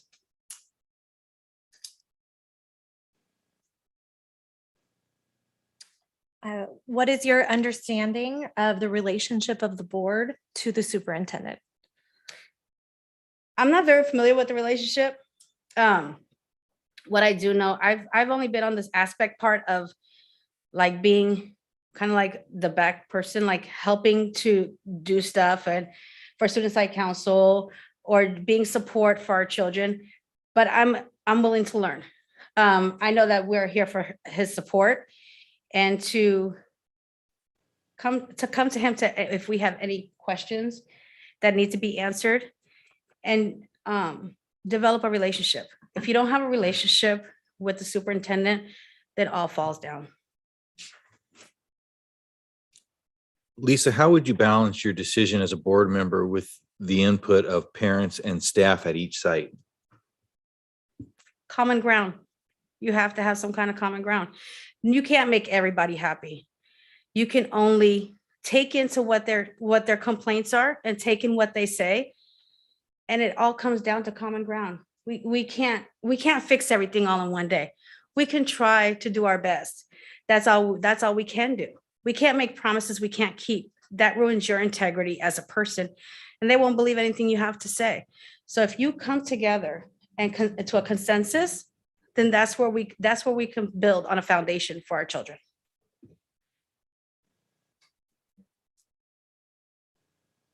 What possible conflicts do you see if you were selected as a board member?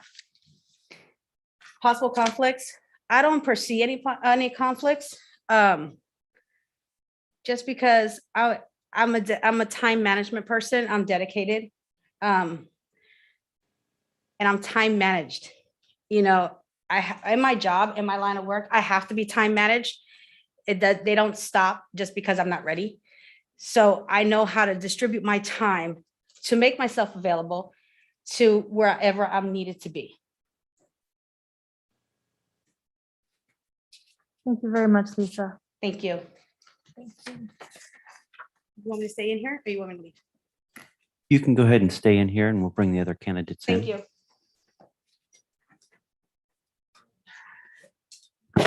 Members of the board, we will now bring all three of the candidates in and start the deliberation process of conversation and discussion amongst the board about the candidate of their choice. And at the end of that conversation, we will then do a vote of who we'd like to appoint as the next board member.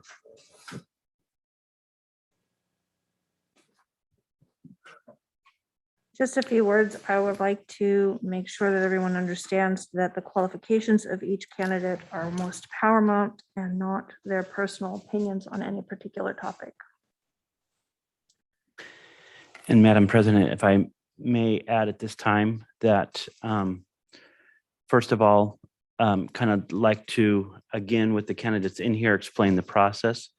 Now, the board will deliberate and discuss qualifications, interview, and the different pieces of what they're looking for in the person to fill this position.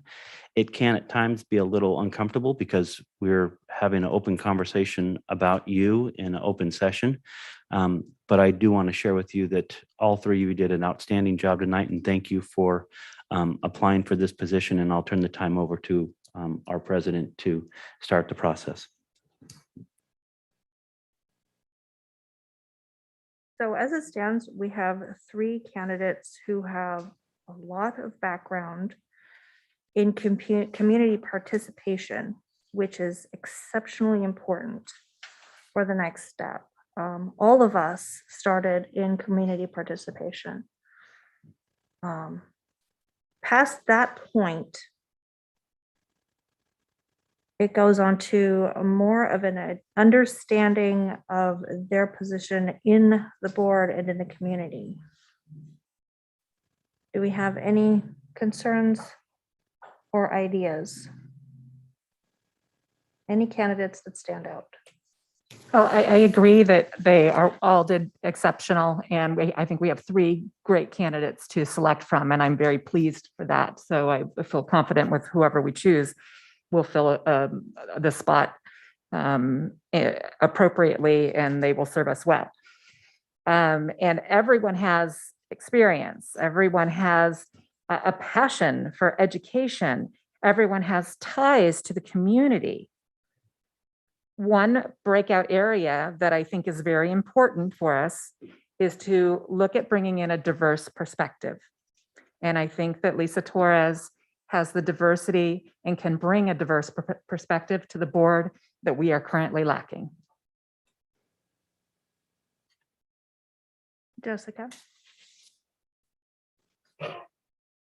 I'm really impressed with each one of yours dedication to the community in all forms, serving on different boards at different schools and having your boots on the ground and knowing what it's like to have children in our school system, and really being dedicated to show up and take the effort to want to fill this seat tonight. So thank you very much. Am I voicing my opinion at this point for the person? Based on all of the answers and the confidence pushed forward regarding their commitment to our board, I would go with Mrs. Torres. And I'm grateful for your time, for all of you. Thank you. Bill? I want to thank all three candidates. Just for full disclosure, with two of the candidates, Mr. Dice and I share a grandson. This is something that's ongoing. Art and I are not particularly, we don't hang out or anything like that. So, we do have a grandson in common. I want everyone to know that. I'm proud of my grandson. I'm also proud of Art. But I also have had a long relationship with Lisa Torres. Lisa has been somebody who's volunteered, who is always, she's a steady force. And she's always a positive force. So I had a very difficult time with this. The candidate I didn't know was Miss Faulkner, and I think she did a wonderful job tonight, had great answers, was well prepared, and, is a good candidate for this. So what I did, since I obviously have some, I'm going to use the term personal bias, which is probably incorrect, but it's what I'm going to use. I applied percentage score. Well, I provide 1 through 10 to each question. I added the numbers up and I came up with a percentage. That way I have an excuse for how this happens. It's the math, it's not me. So what I came out with on this is, with my percentages, Ms. Torres came up also with the highest percentage to the answers of the question. So based on that, recognizing my own inherent conflicts that I have due to my relationships with others, I would have to lend my support to Ms. Torres. I believe she does bring the things that you spoke about, the diversity that's necessary for this board, and just a different perspective that we all need and would appreciate. Thank you, Bill. You're gonna have to share that algorithm with us later. That was very interesting. Right?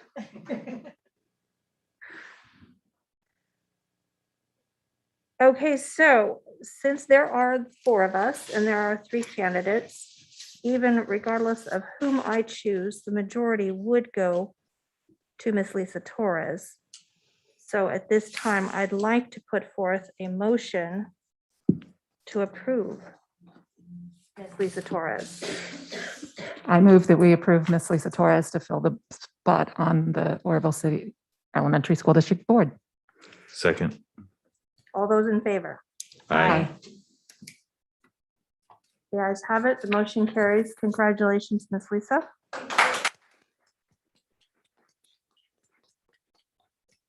Art and Rachel, please, in 2 years, there will be another election. I strongly suggest that you run.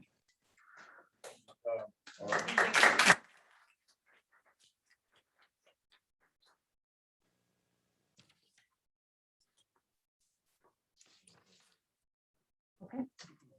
Miss Lisa, will you please stand and approach the podium?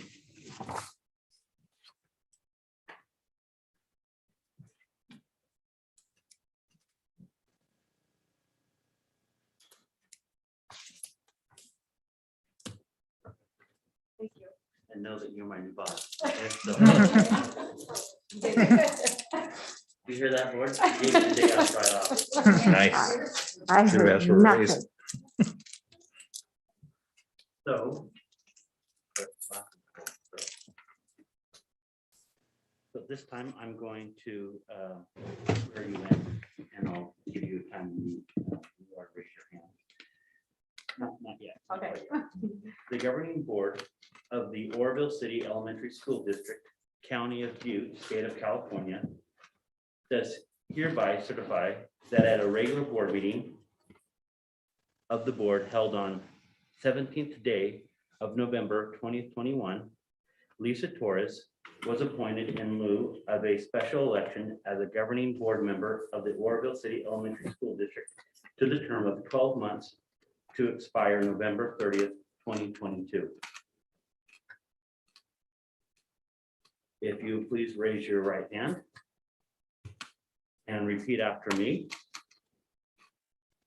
I, Lisa Torres, I, Lisa Torres, do solemnly swear do solemnly swear that I will support and defend that I will support and defend the Constitution of the United States the Constitution of the United States and the Constitution of the State of California and the Constitution of the State of California against all enemies, against all enemies, foreign and domestic, foreign and domestic, that I will bear true faith that I will bear true faith and allegiance and allegiance to the Constitution to the Constitution of the United States of the United States and the Constitution and the Constitution of the State of California, of the State of California, that I take this obligation freely that I take this obligation freely without any mental reservation without any mental reservation or purpose of invasion, or purpose of evasion, and that I will and that I will well and faithfully well and faithfully discharge the duties discharge the duties upon which I'm about to enter. upon of which I'm about to enter. Congratulations. Thank you. I'd like to welcome you as our newest board member.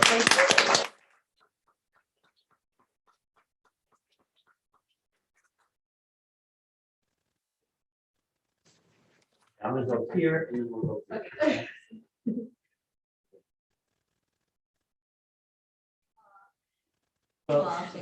Just go ahead and take them off because they're gonna wear, just because they're, no offense, this is like the everything.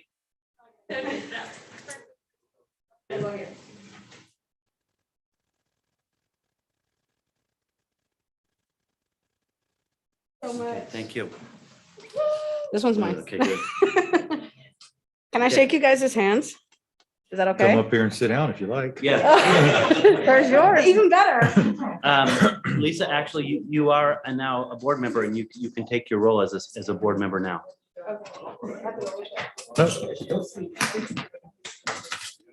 Very nicely done, guys. Thank you. You're welcome.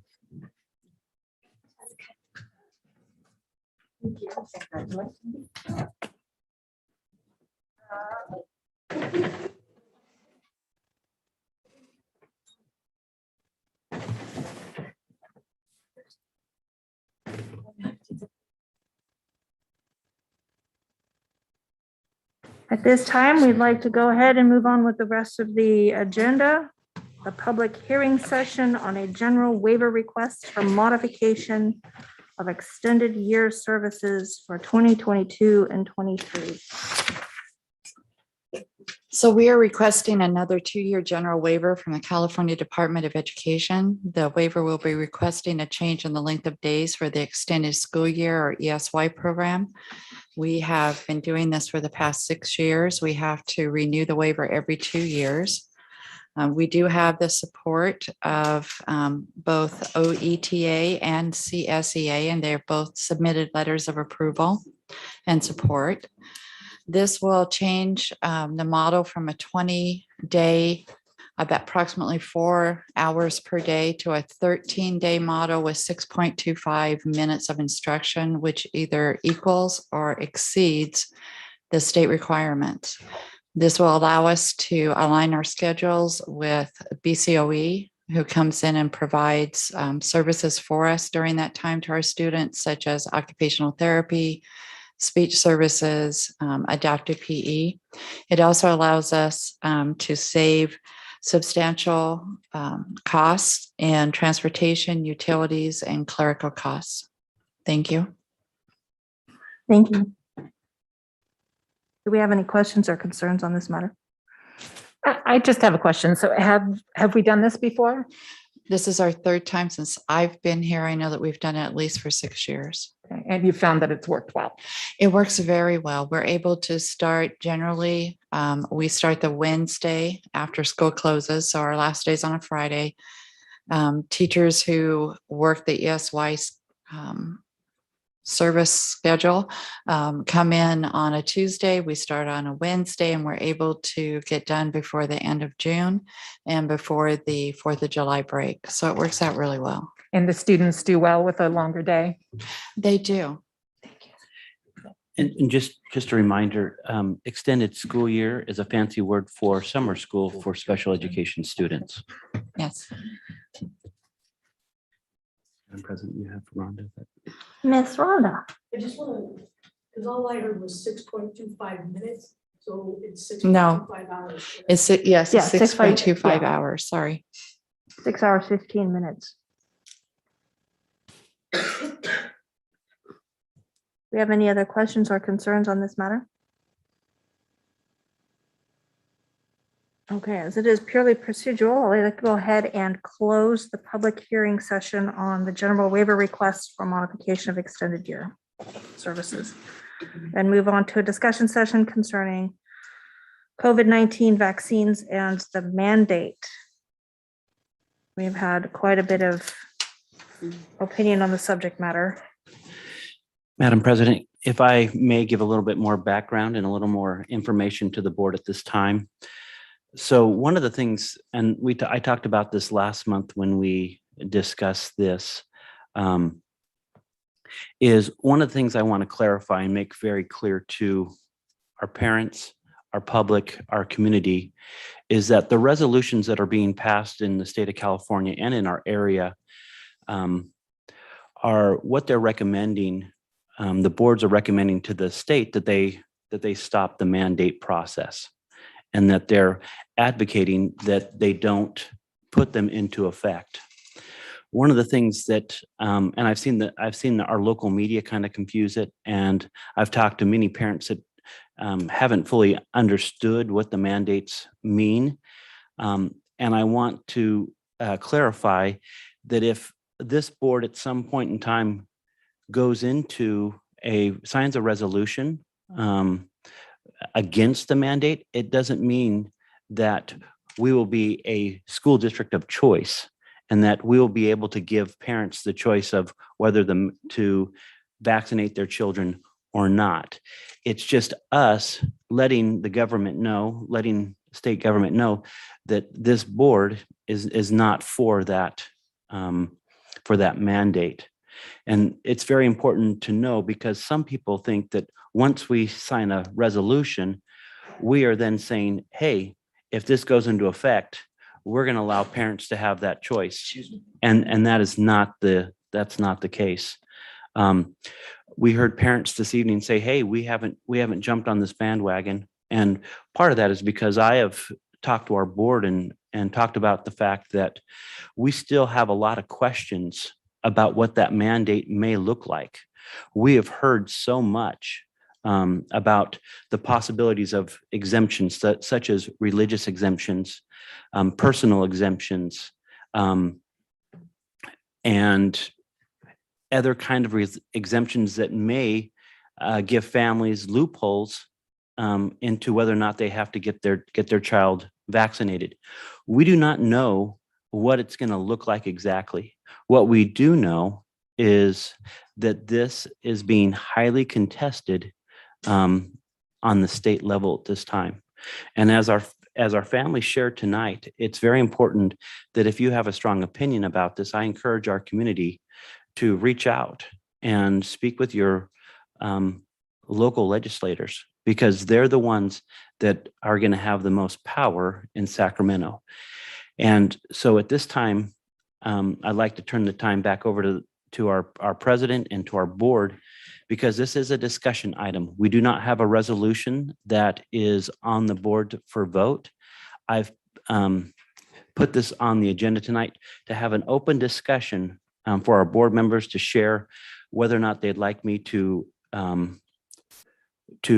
put together a resolution that's similar to the ones that are in our community and bring it to our next board meeting. Or we could do a wait and see, or we can not do a resolution at all. I serve at the direction of the board, and now it's time for us to discuss this topic. So we were all asked of our opinion separately and individually, but we have not had the privilege of having this discussion between the five of us. And at this time, I'd like to ask each of us to provide our position on it. Miss Jessica, would you like to go first? I have read through the notice that I believe this is Orville Union High School District has prepared and is prepared to send off. And I am in favor of not waiting to speak up. I believe it would be in our district family's best interest to speak now or forever be held to what might happen and regret that our school board did not support our district families in speaking up for them. So I would like to encourage a letter to be drafted, to be sent off, encouraging that we want our families to be able to choose. I think in all fairness, it would benefit each party based on their individual opinion. And I would like to see the school board support our families and letting them know that we back them and their parental decisions. Thank you. Miss Lisa, would you like to put forth an opinion? I believe in supporting the parents. I also have to say, I vaccinated my daughter, and I did ask her if it was okay if she got vaccinated, and my daughter did get vaccinated. I did get COVID. My husband got COVID, and she was in the household, and she did not. She was the only one that didn't get COVID. I got it to where I almost died. But that was my choice for my daughter. I do feel that children need to be protected. It's a back and forth thing because we've had the kids get the flu shot, that we've had them get shots all their lives, and it was shots that they've gotten and they've worked. A lot of the controversy is that this shot hasn't been out for a long time, which I do agree. But I would like to see my child safe.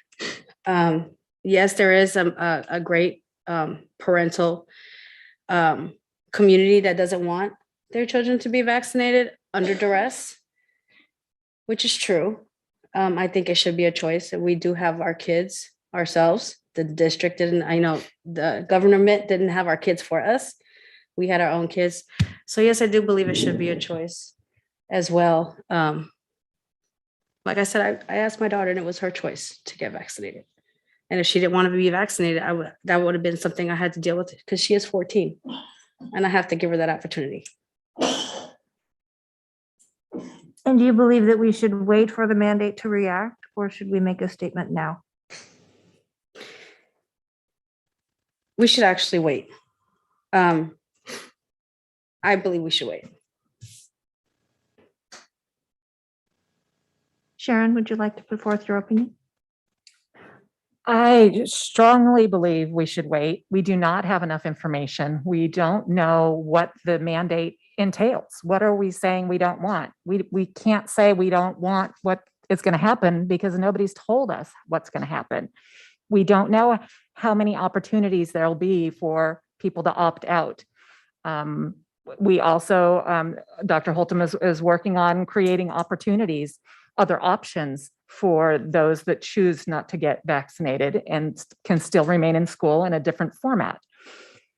I believe in standing up for our kids, standing up for our parents, standing up for our community, just as many people spoke about today, but in standing up for our community and our families and our students, I stand up to keep them healthy. I do believe in the science. I do believe in the the experts that have studied this and know that and state that the only way that we are going to get past COVID is if the majority of our population gets vaccinated. It includes kids. Yes, our kids are not getting as sick, but they pass it on. And that's how it is continuing to be a problem, a pandemic across the world, because too many people are passing it on. And then others get very sick and die. And I believe in protecting our community by everyone doing their part to protect each other. So it's not just the individual, it's for the good of the whole. Thank you. I too believe in the science. About a year and a half ago, I noticed that my Google choices were not including peer-reviewed scientific research papers from major health institutions, including the NCIS, the National Health Institute, and Journal of American Medicine. Yes, that's how I roll. And I had to actually email them and tell them, please return my Google choices to include those. From what I have discovered in the research that I have done is that the children who receive COVID between the ages of 5 to 11, their susceptibility is less than 0.5%. So in my personal opinion, I do believe that it should be left up to the parents' choice for children of such an age.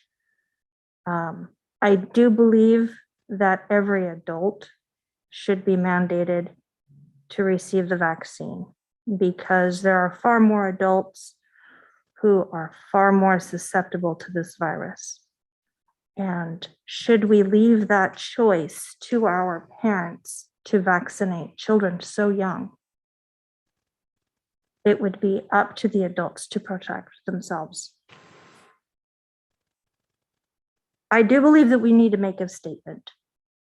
What that statement is, I'm not yet sure.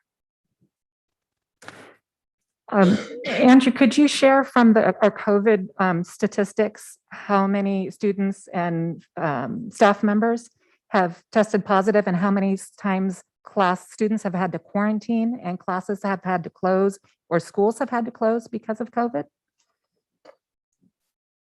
I can talk to you about the rates and things that we have. I don't have the statistical analysis on the quarantining of classrooms. What I do have is positive cases. For Orville City Elementary School District during this year, our 8.1134% of our population have tested positive for COVID. And that's including students and staff. In the last 4 weeks, we've had 50 cases. And overall, we've had, let's see,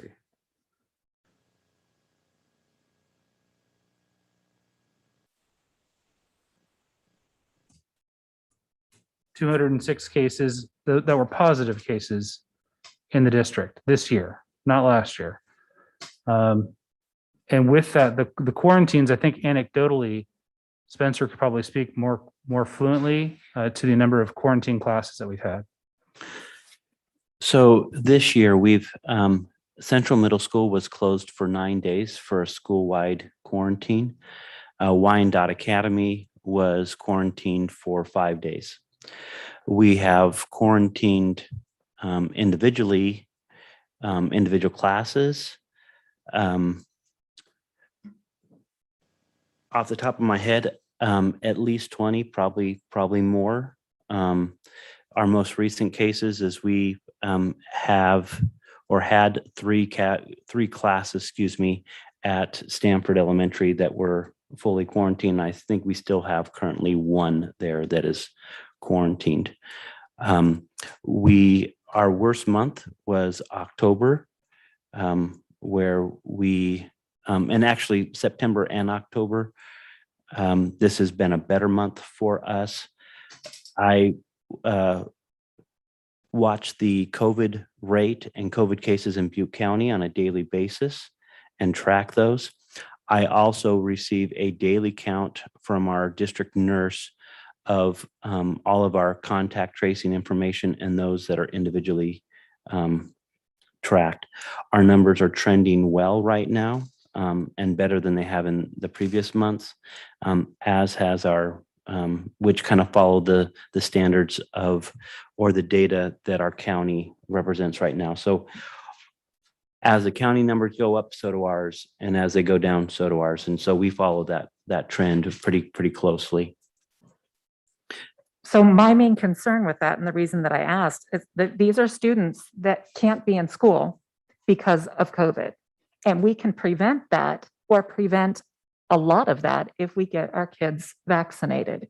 If our goal is to keep our kids in school and allow them to be educated and participate with their peers and have face-to-face with their teachers, we need to get them protected. We need to be proactive to ensure they can be safer and more of a chance to remain in school. I have a question. Will sending a letter ahead of what the rules and regulations will be harm us in any way?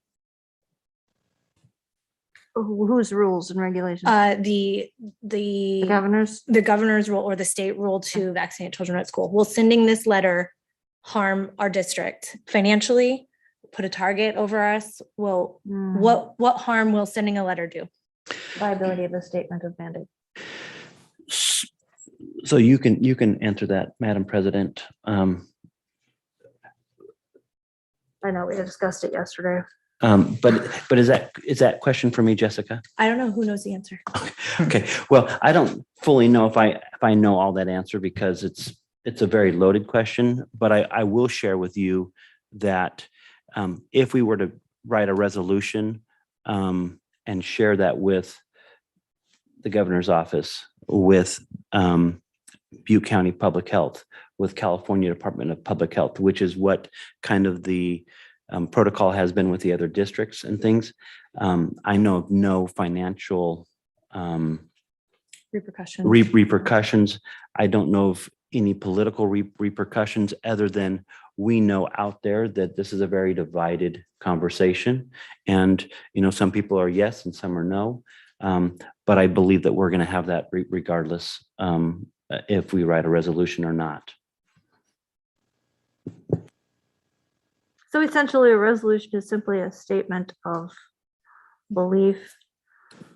Madam President, if I could, I have an opinion on this. To me, I don't believe in placating the public and putting forward empty resolutions that have no teeth. It just sends the wrong message. I mean, we're saying, hey, we're going to do this. Then when it comes time, well, we really can't do that. Right. To me, that doesn't seem genuine. I would just rather be honest with people about what we can and what we can't do, and be realistic with ourselves. I believe that a vaccination is a personal choice. For me, it was the right choice. For you, it may not be the right choice, but that's for you to make. I also understand the greater good for the community and our responsibility to our community and to one another. When it comes to our children, I think that is a much higher standard that belongs to the parents, and it should remain with the parents. I do not support forcing anybody to do anything with their child beyond what is, unless it is something that is illegal, immoral, something like that. Then of course we should intervene. I'm in favor of preparing a letter, sending it to the Butte County Public Health Department, the California Department of Public Health, Senator Nielsen, Assemblyman Gallagher, and Governor Newsom, letting them know what is an affirmation of our community's values and what do our parents want, because they're going to be making decisions. And if they don't know what we want, we shouldn't complain later about the decision that they made if we don't say something now. I understand how this will work and how it will come down. I think our legislatures and our assemblymen have been disgraceful in their behavior of pushing this back and saying, well, go tell the school board. Well, what is the school board going to do? I mean, we're going to say, we're going to defy you. We're not going to do this. And we all know what the result will be. They'll pull our funding. Everybody will be upset with us. But I understand why people come to school boards, and I understand why they come to city council meetings and things like that. We're available. We're right there. You can drive down the street. You can tell us what you think. But our effectiveness at certain levels, we've lost that because we don't control those things. So I think it would be smart of us, wise of us, to send an affirmation of our community's values, whatever those are, recognizing the limitations of what we can do once a decision is made. I mean, I think that letter should include also what is our responsibility as parents and as community members to one another, but also vehemently protect and defend the parents' right to control the health and future of their children.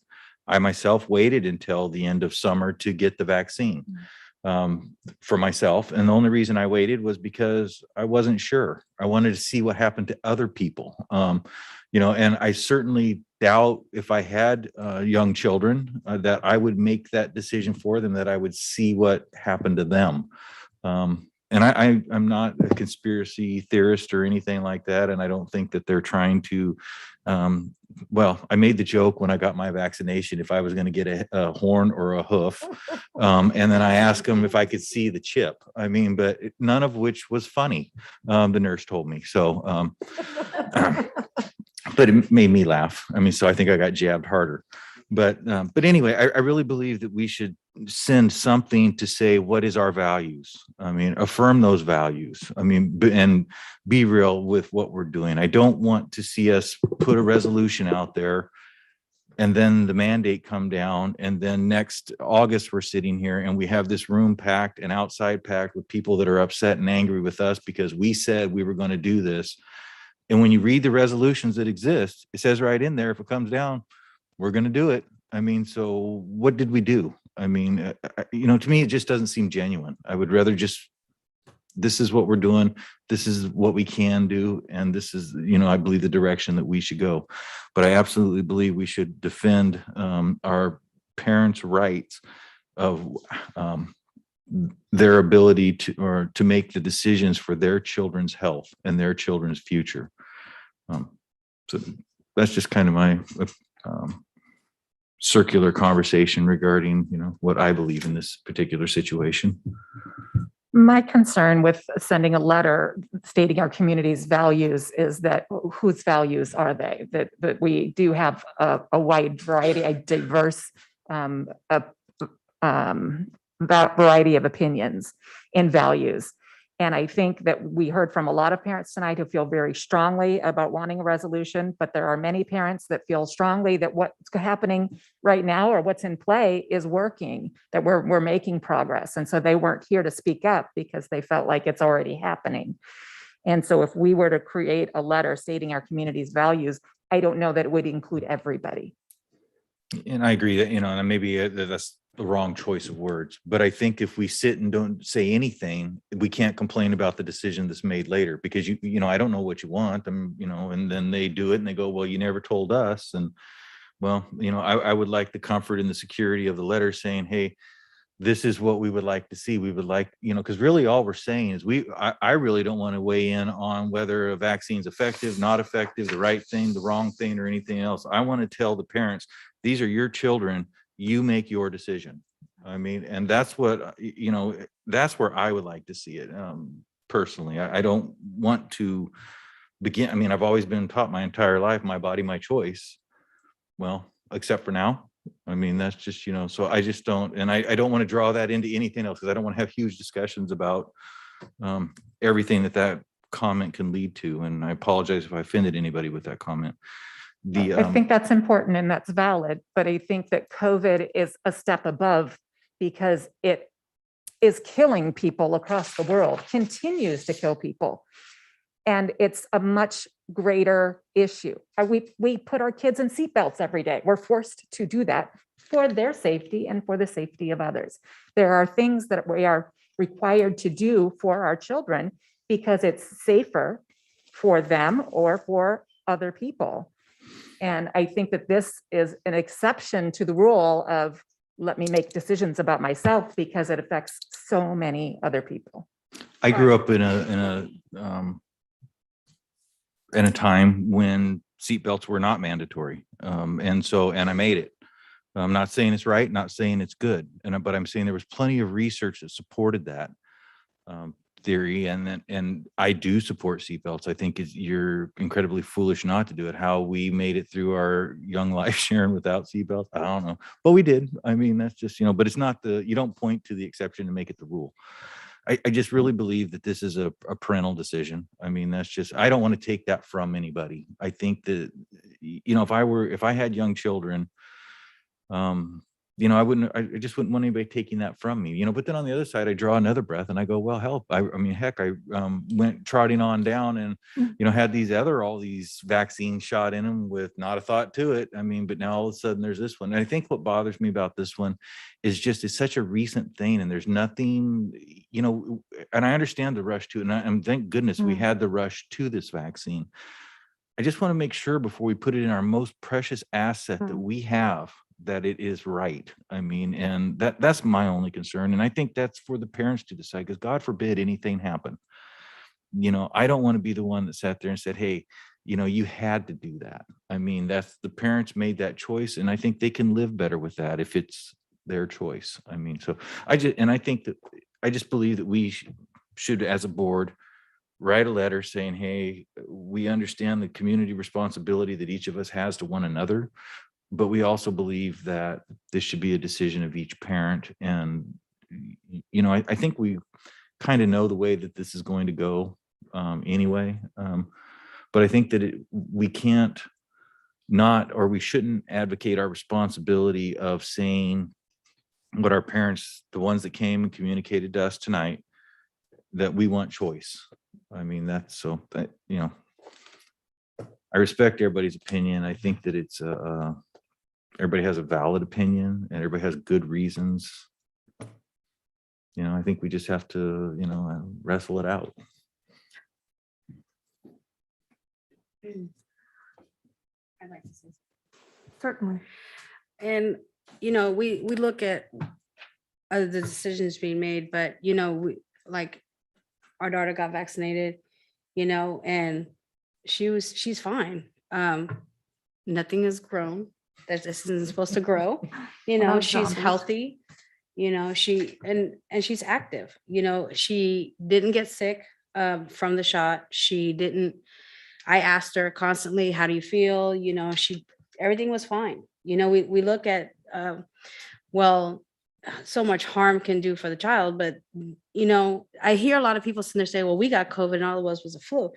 Well, thank God, because there's kids that get COVID that are really, really sick.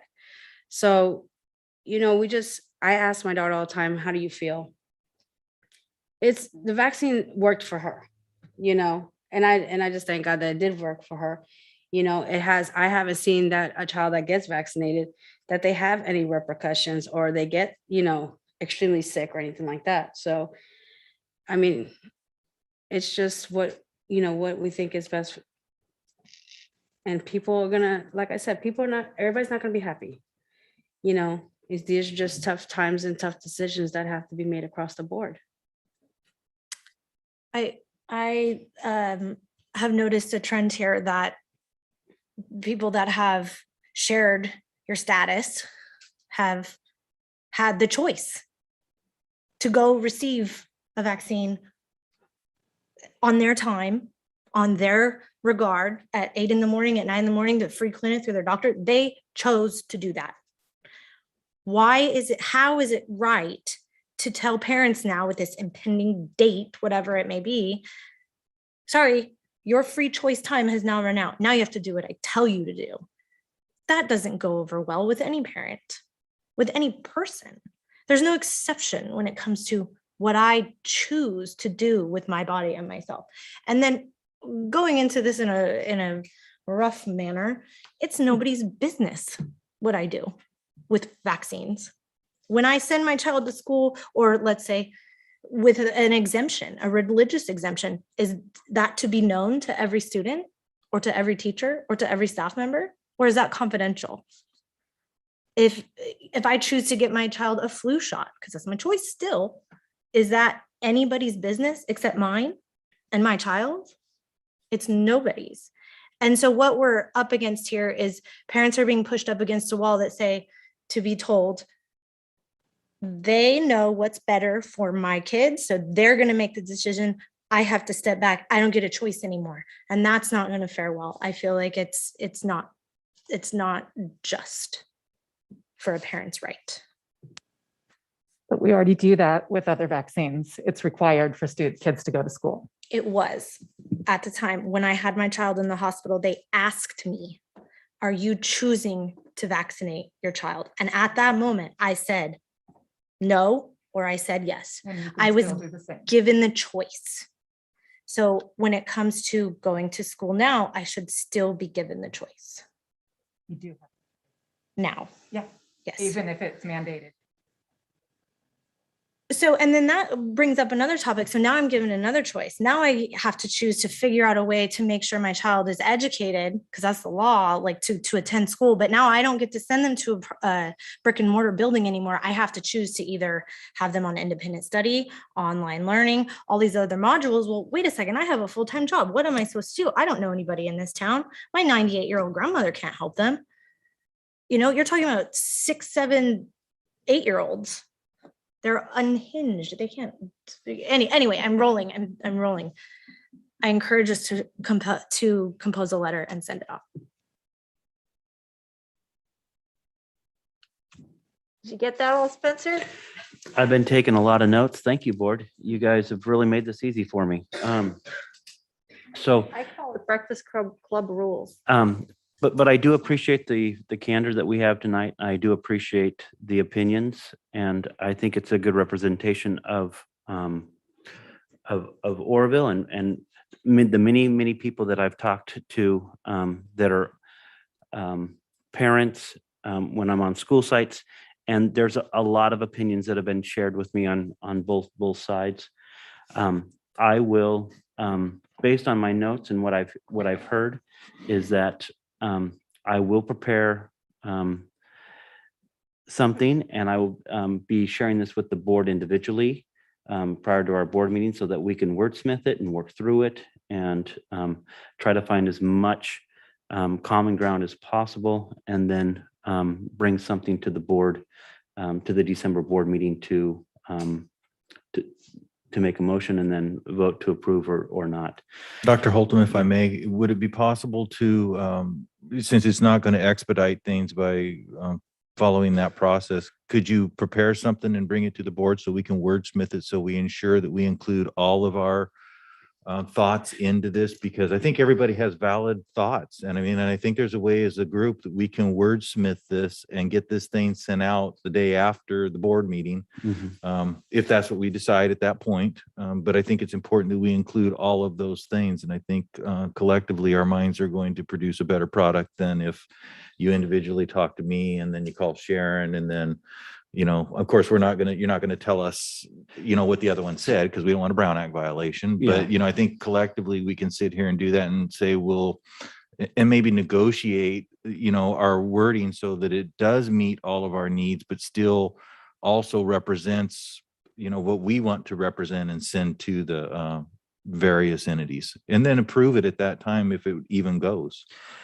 So if I'm hearing you correctly, that maybe you as individual board members send me your thoughts, and then I put it together. No, what I'm saying is you write a letter. Yeah. Of what you think you heard us say. Okay.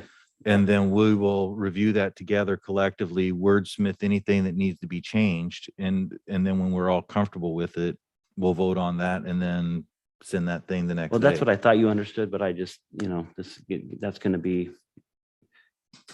Is that the same thing you said, just a different way? No, I just want to make sure I understood you correctly. I was hoping the other one, but because this is going to be a difficult task, but I certainly will follow the direction of the board and try to encapsulate everything that I heard tonight. I have taken notes, and I will try to get something out to the board far in advance so that you can individually work with me. Like Mr. LaGrone shared, we can't come together outside of a board meeting and discuss this because it is a Brown Act violation. And so on something like this, I would individually work with each board member and try to come up with something that will fit what we discussed this evening and then bring it back to vote in our December 15th board meeting. For me personally, I've had 5 years of microbiology. And it doesn't matter whether or not I understand the construct of an attenuated virus, the substrate that delivers that attenuated virus, whether or not I even understand the immunology behind the body's reaction to an attenuated virus and how it protects us. The purpose of this board is what's really in question. This is a hot button topic because it opens a gateway to a lot of other discussions as to whether or not a school district has the right to make any decisions in favor or against the children or its employees. And so that's where we are left. This very precarious razor's edge precipice. And I appreciate everyone's opinion, everyone's belief, everyone's strength, and everyone's input, and everyone's presence in this situation. And I believe what we will do here today will be in everyone's best interest at the end of the day when all of this is over. So I appreciate all of you. At this time, I'd like to move on to subject B, the Educator Effectiveness Block Grant. Thank you, Madam President. So members of the board, this past couple of weeks, we have received, several months, we received the Educator Effectiveness Block Grant, which is about, if memory serves, about $663,000 that we can use in about 10 different stipulated ways that has to do with supporting school districts, supporting teachers, supporting students, supporting counseling. And what I have now with this money, we have until 2025 to spend this money. And what I am proposing, and this is just a discussion item this evening, it has to be brought back to December's board meeting to officially ratify. So if you have thoughts, please share them. But what this block grant, officially what I'm proposing is that right now we have teachers that are teacher specialists that are working in all of our schools, mainly doing intervention and small group and trying to close the achievement gap with our most at-risk kids. Now we're at each school, we have a very experienced teacher. Those teachers cost us in a round figure about $100,000. We have financed this year and next year that program using COVID and ESSER 3 monies. My proposal tonight is when those teachers took those positions, we said this was a 2-year proposition. It has proven to be very effective and very beneficial to our kids. We are already seeing the benefits from a data standpoint. We have some of our very best and most experienced teachers leading this intervention. And my proposal is to put all that money, or the vast majority of that money, into a 3rd year of this intervention and teacher specialist program, using the vast majority, 98% of that money into that program for a 3rd year. I don't believe that eliminating any positions now would be in our best interest. So having that money available to support the positions that we have is exceptionally important. Now I understand that this program is exceptionally important, But are there other programs that this could go to as well? Yes, this could go to additional trainings for our parents, or excuse me, for our staff. This could go towards social emotional well-being, counseling, things of that nature. It can go to induction programs for new teachers and new administrators.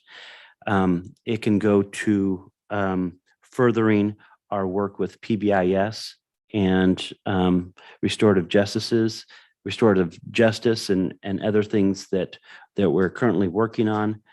And there's some other things that we can do to increase educator effectiveness.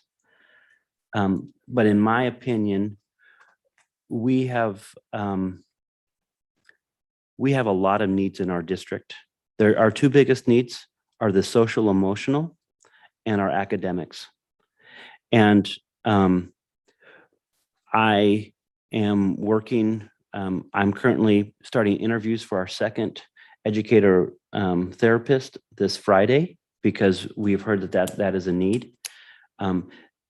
That part of that money could be used to guarantee that we can continue those programs in future years as well, and we can redistribute some of that money. But I've also seen, but more so, we see more money out there right now is in the form of grants for social emotional, and not as much in the academic sphere. And so I'm putting all this money in the academic sphere so that we can ensure that 3 years out, we have the academic. And then once we get to that year 3, we'll continue to look for ways to supplement our social emotional. But if it pleases the board, I can pull out a couple $100,000 and move into the social emotional to support some of our counseling programs moving on, if that be our driving force. Because I find that those are our two biggest pieces that we have to support right now. Everything else is a distant second. Those are the two things. And so any new money that I see coming into our district at this time will be recommended to be putting towards closing the achievement gap and addressing the social emotional stability of our students. Do you ladies have any recommendations or input, if you like, insights? What was shared about trauma and student behavior has also been true of students with IEPs. We have been utilizing and spending money on a new county program support that has came in this year called CBIIS, which basically is a long acronym for extra behavior support people who come in, and it's based on an hourly rate of coming in to be another set of eyes on a situation and helping the teachers and the students with behavior intervention plans. If we were able to have more, if we had another person like Angie, we would, what we're contracting with CBIIS is less than 40 hours a week. So we would be able to cover that cost. We would also be able to help the tier 3 kids in a proactive way. So if we look at additional SEL supports, whether that's through some of the special ed money that's coming, or through this block grant, or any other way that we can get the money, it's going to benefit us because we won't be contracting out with BCOE. And the hours that we are using do not equal 40 hours a week. So we can do more support with the kids proactively. So SEL is really a big piece. And I agree with Dr. Holtum that there is that We have to help with the behaviors before we can hit the academics. Mhm. A lot of what you heard tonight about if that one kid is helped, then the rest of the kids can be helped academically is true. Mhm. So if we can put more SEL support to those students, and those are gen ed kids, those are kids who are trauma, they don't qualify, but they need that support. And I think PBIS is getting stronger day by day. And a lot of what we're being mandated to do with the DOJ is actually going to help the district in the long run. It's just really hard right now, but we're laying a foundation that's really going to pay off. And I know that that's something that Janet and I have talked about as we've worked through this, the PBIS stuff, a lot of the stuff, the DOJ stuff, it's all good. It's good foundation. It's just, there's so much going on right now that there's just a huge need. So then academics for the block grant first, and then. And what Kimberly was saying is that we are currently supplementing some BCOE programs using supplemental funds. And we could use that supplemental funds to hire our own people, which is kind of the direction that we're moving in right now. And so we have multiple pots of money that we have at our disposal, and we are working hard with the SELP and different things to make sure that the money that's being funneled through that program comes directly to us, because we feel like we can better utilize and address the individual needs of our district. And so we believe that we are going to have, I would never say we have enough funds. We have enough funds right now to address this for the next year and a half. I want to use this money for the third year and continue to work with special ed and Andrew to look for other ways to continue our educational therapists and all the other things that we have going, because we have a lot of issues. And you heard some of them tonight. And but we're not alone. And as I shared earlier with the board, there's not one fix, there's a lot of fixes. And we're working on those on a daily basis right now. I would like to, I agree with both of them, is that we are seeing a lot of social emotional issues in our district. Even though we tried to start the year off with a real focus on just social emotional and get the kids acclimated back into the district, we are finding that the behaviors are a real challenge. The kids have faced a lot of trauma, and it's being exhibited in a variety of different ways. And it's really hard on staff. And that's part of some of our issues.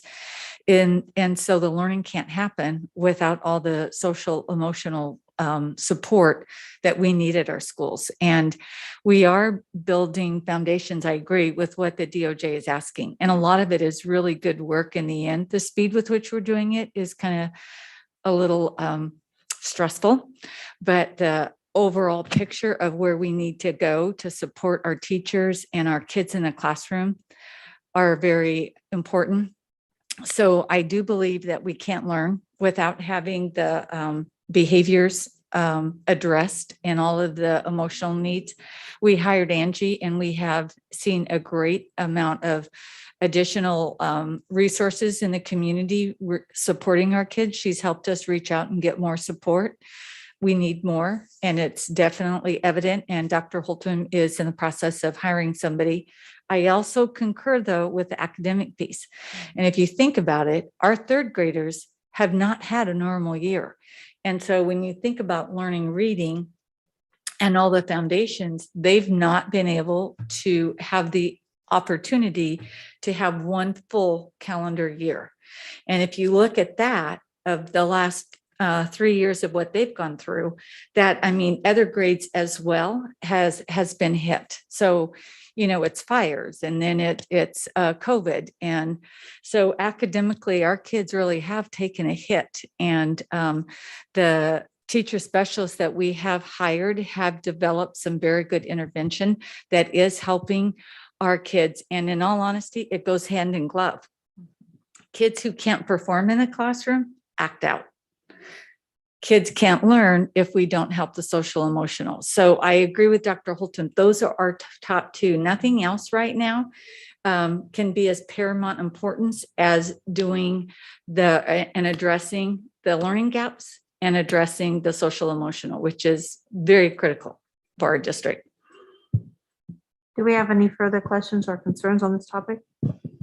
When we say intervention, we're talking about academic intervention, correct?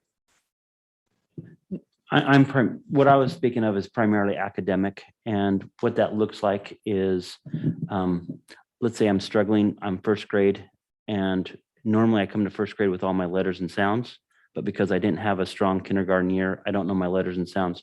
So I get pulled out and go to a small group where maybe 4 or 5 other kids that exhibit the same kind of skill level. And I have a veteran teacher that is giving that group about anywhere from 15 to 45 minutes of small group instruction. And then we rotate those kids out and they go back to their classroom and we pull another small group of instruction for other skills. And then it's a constant rotation throughout the whole day so that we can differentiate for the academic needs of our most neediest students. And these are the only types of activities these dollars can be spent on is this type of intervention and other academic. I'm getting concerned, Dr. Holtum, honestly, about the what keeps being reported to me is the unsafe conditions that exist on our campuses, whether it be students or our staff don't feel safe or whoever. And I'm not willing to throw away the next 3 years because we're building something that's going to be great. There's people going through it right now, and these children are going to come out the other side and they're miss these pieces. And if we need to expend dollars, I don't care if we initiate litigation with DOJ to renegotiate our agreement. If it's not working, it's not working. I mean, and we have to find some way to make our staff feel safe, to make our children feel safe, to have a child telling a teacher, who the hell are you, or whatever exactly was said. I understand that that's going to happen. I mean, but it shouldn't be something that is the norm. I mean, and I don't know if these dollars can address those issues or not. It can address both sides. And this is not the only monies that we can expend on both these programs. I mean, we have S&C, which is supplemental and concentration, that can be used for the exact same thing. And so, but I think for what we're dealing with right now, what I'd like to do, because this is exactly why we do this, is have a discussion. I'd like to work with Andrew, but I'd like to maybe redistribute some of those funds from the academic intervention piece and put into the social emotional aspect, because we have the money for all these programs here and now and next year. It's the third year that I don't want these programs to fall off the table. And so I can put these monies aside and look to supplement both sides of our issue, and then supplement through S&C and other things as we get to 23-24 school year. Andrew, did you have any input on that? Is that? Yeah, there are a number of other streams of funds that we can look at utilizing to help bolster. So Spencer and I will have to kind of go back to the war room and figure out what the alternative plan would be. And it's still possible that this is still the plan for this particular stream of money. All these different streams of money from the government come with different strings and requirements, and there might be more appropriate monies for the other things we want to do that we can utilize. So it's we'll have to go back and get all the game pieces out and see what's out there. But we certainly need to kind of reconfigure. And Dr. Holton, I support the spending theory that you have on here now, and what the work that you've done on this. I just want to make sure that we're addressing the other one too. Social emotional learning and things like that. That's wonderful, but it doesn't do anything tomorrow. I mean, and tomorrow is when the problem is going to exist, and the day after that, and the day after that. You know, we need immediate intervention. And if we've completely removed discipline, well, I completely understand why you have the problem. You know, if there's no consequence, look out. I mean, that's part of socialization of our children, is so that they understand in society there are consequences for bad behavior. If we teach them that, hey, we're just going to talk about your feelings and how that made you feel, you're going to have some real problems on your hands. I mean, limits and boundaries have to be established, in my opinion. I mean, and I think that now, however we do that, and if DOJ is preventing us from doing that, I'm not opposed to reopening that negotiation and demonstrating them factually that this is not working. I mean, look at what's happening to our campuses. I want our kids and our children safe. I mean, because if you're not, you can't learn anything if you're not, or if you got this one disruptive individual that has the class so distracted. I mean, all it becomes now is just a circus. I mean, and you know, that I believe leads to the fatigue and the morale of our teachers as well, because they're spending all their time not being educators. They're just trying to control this behavior of this one individual who has, you know, through the course of their life learned there's not a consequence. So I'll just do what I want. So anyway, I just think, you know, maybe it would be more appropriate at another time to have a different board topic discussion of this, and you can guide kind of what my thoughts are into an appropriate arena, and so the whole board can, you know, weigh in on what their thoughts are, so we can collectively maybe come up with something. Maybe we can get some statistical data as to what is actually happening. I mean, you know, because you know, a lot of times all we hear is all the horrible things. I mean, you know, we don't hear the good things, or we don't hear the big, you know, hey, it's been, you know, 25 days, nothing's happened. What we hear is, you know, there was 3 days in a row and there were 7 fights. That's what we hear. I mean, so maybe that would be helpful, but I think we have to have that discussion too, because I am concerned about the letters we received, what the parents' comments are. And, you know, I just want to make sure that we're doing everything we can to ensure the safety of our students and our staff. If I could just make a comment, we are collecting data on a monthly basis, and quarterly we're posting it on the website, and I'll be happy to bring some data and statistics so you can take a look at it.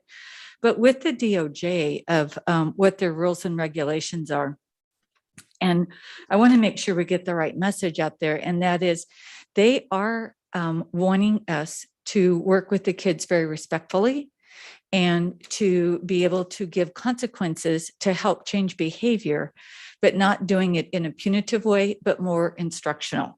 So in terms of consequences, we can give consequences, and we should be holding the same behavior standards as we've had in the past. The only difference is they want us to do it. So if we do a detention, the detention becomes instructional. So if the student is there because of defiance, then they have to get a lesson on respectful behavior or things like that. So the detention isn't, I will not yell in class, but it would be a learning opportunity for the child at the same time, but the child still gets detention. So I do want to be, I'm hearing a lot of people say there's no rules and there's no consequences.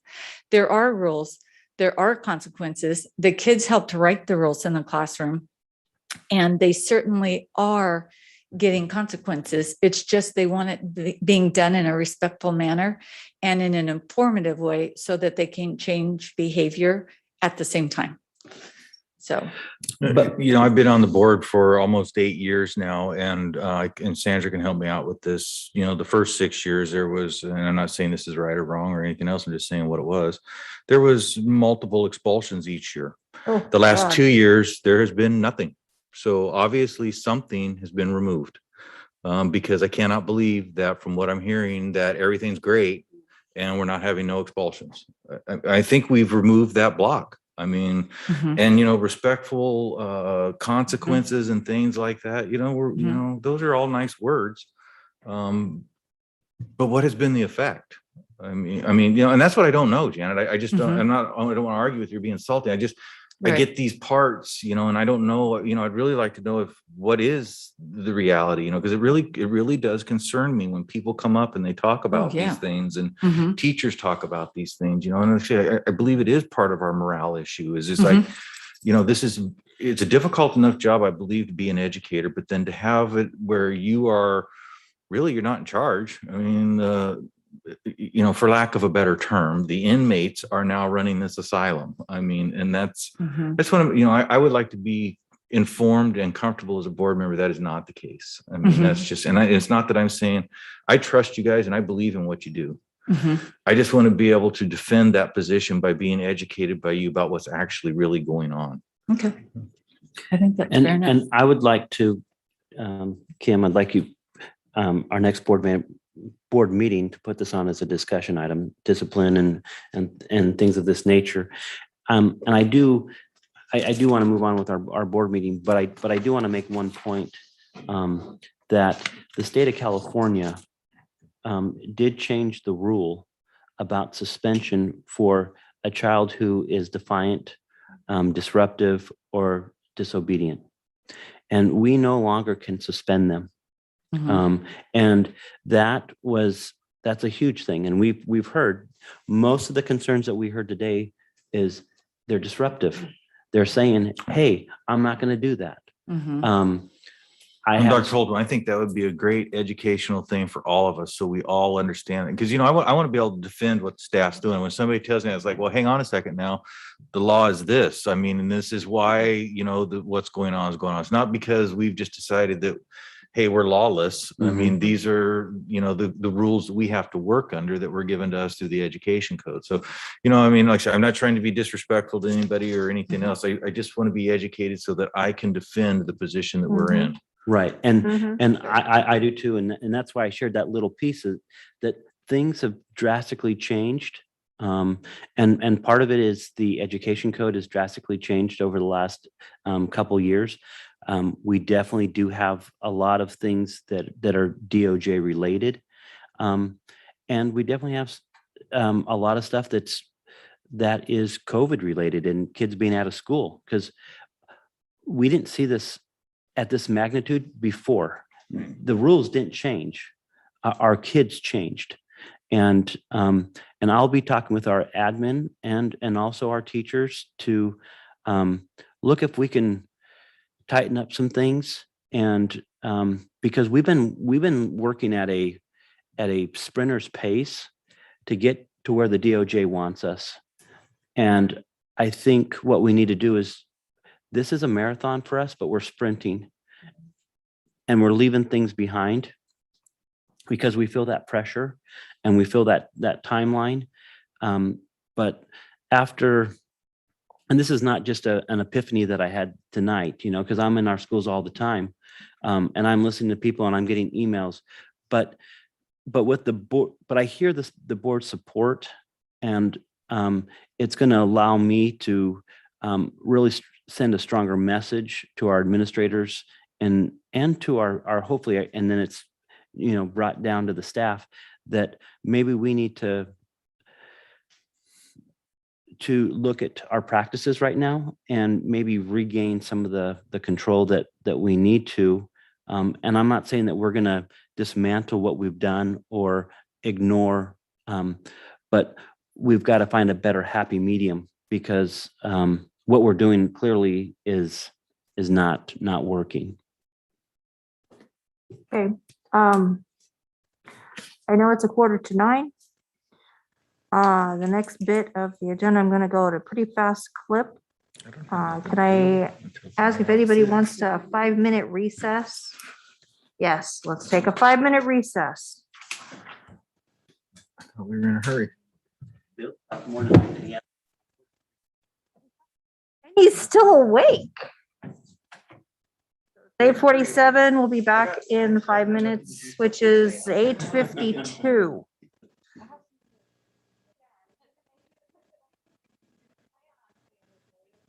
We have brownies. Brownies? You guys want brownies? We have brownies back here.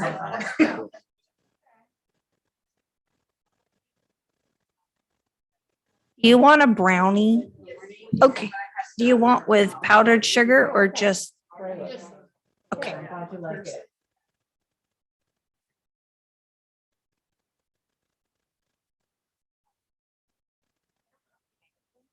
Now you just. And you were.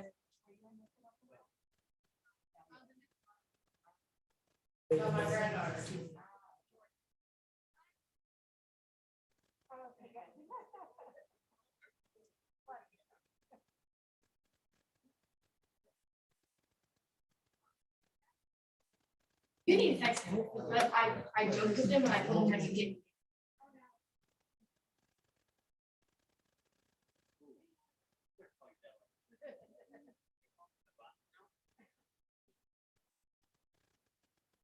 Thank you. You're so welcome.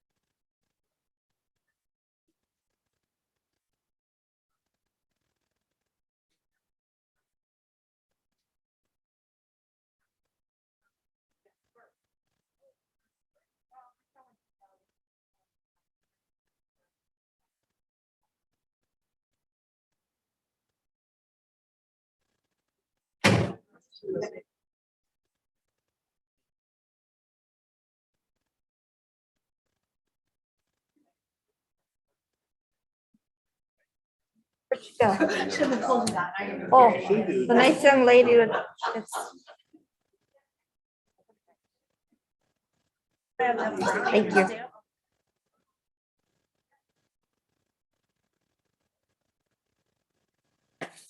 The dog eats better than I do.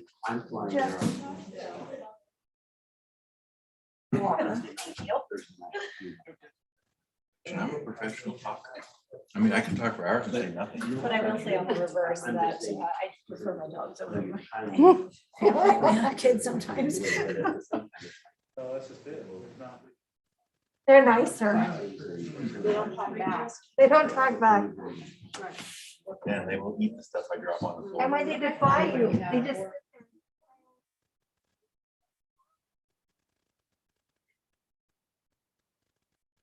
We have two sisters that are border terrier and mini pincher mixed. There's some other.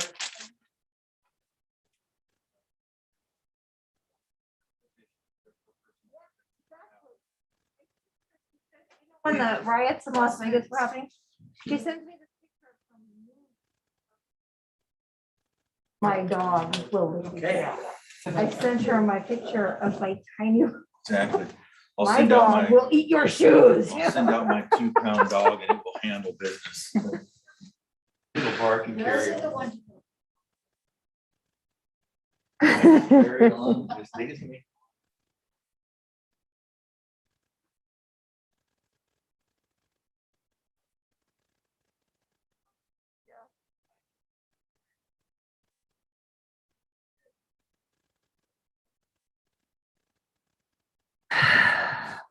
Next time we'll need to order out for Starbucks.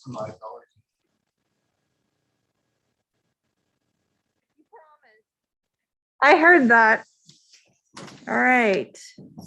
It's 8:51. We've got a little bit of time, but we're gonna go ahead and open up the consent agenda. Do we have any concerns or about the consent agenda? Oh, item G. Consultant agreement with U-Hill should move forward as planned, except is there a date stipulated on the contract that we need to remove? Madam President, I think that was something that was going to be negotiated by staff at a later date. We were just going to approve the contract and they would confirm the dates. Okay, I was just wanted to make sure that there was no date on the contract itself that we had to remove. Motion to approve the consent agenda. I make a motion, we approve the consent agenda as presented. Second? All those in favor? Aye. Motion carries. Approval of the affidavit of the governing board members to request allowance of attendance at middle school at Central, Eashy, Oakdale due to, oh, that's the J13 because the water main broke on the street corner.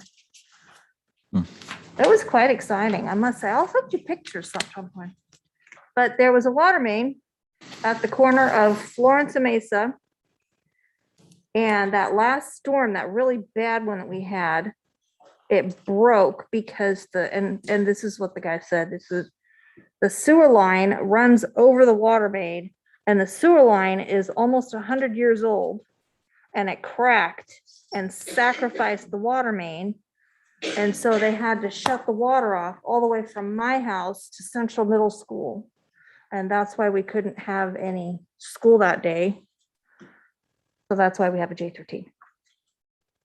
And what a J13 is a form that we send to the state saying, please ignore the fact that we didn't have school that day as far as the ADA for all the kids for reporting purposes so that it doesn't drop our funding.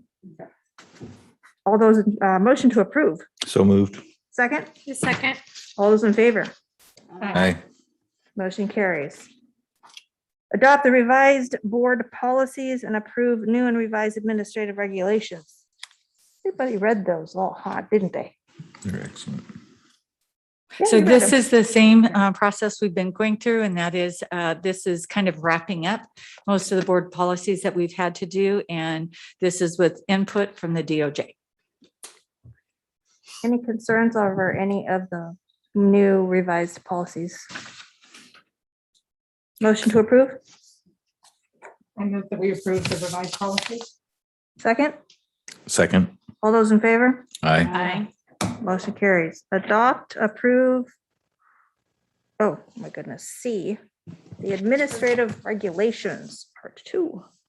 So these. This is Kim Felder has been working on the board policies, looking at gamut and going through the process. We made sure we added a couple of EL board policies. We are up for an FPM, so we needed to make sure that we had all of our policies updated and ready to go. And so we're ready to submit those for approval. Any questions or concerns? Motion to approve. So moved. Second?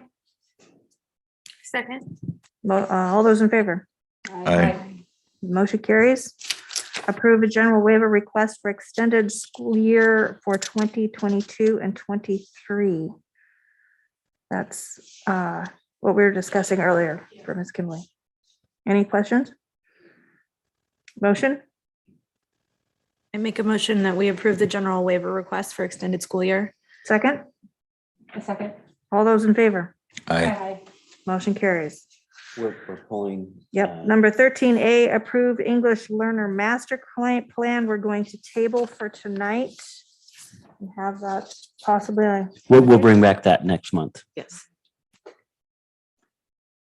Approval of memorandum of understanding with Ippercounty Early College Charter School. This is the same MOU that we have reviewed for the last few years. The only change was a couple of data points just from funding, and that was it. Other than that, it's the same MOU. Any questions or concerns?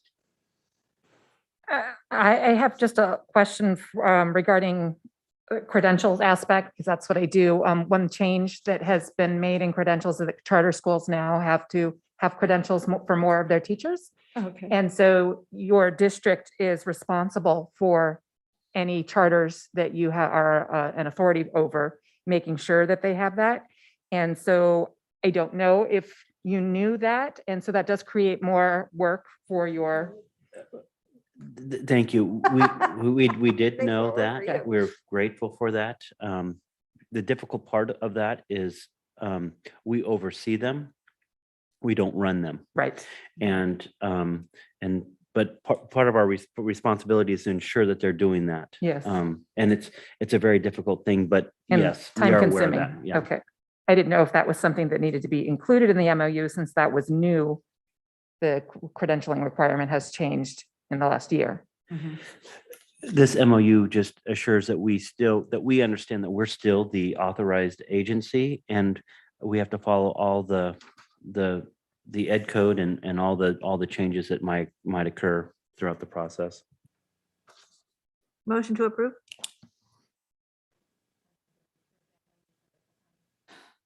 Second? A second. All those in favor? Oh, yes. Motion carries. Approve the consult agreement for LS Services LLC. This is a contract that we work with BCOE. Primarily, it's working with Jennifer Garcia, and she provides a lot of service to us, supports us with behavior. Am I in the wrong one? Oh, This is the one Sorry, this is For Dr. Ting. Ting. Son Yeah. okay, sorry. At Central.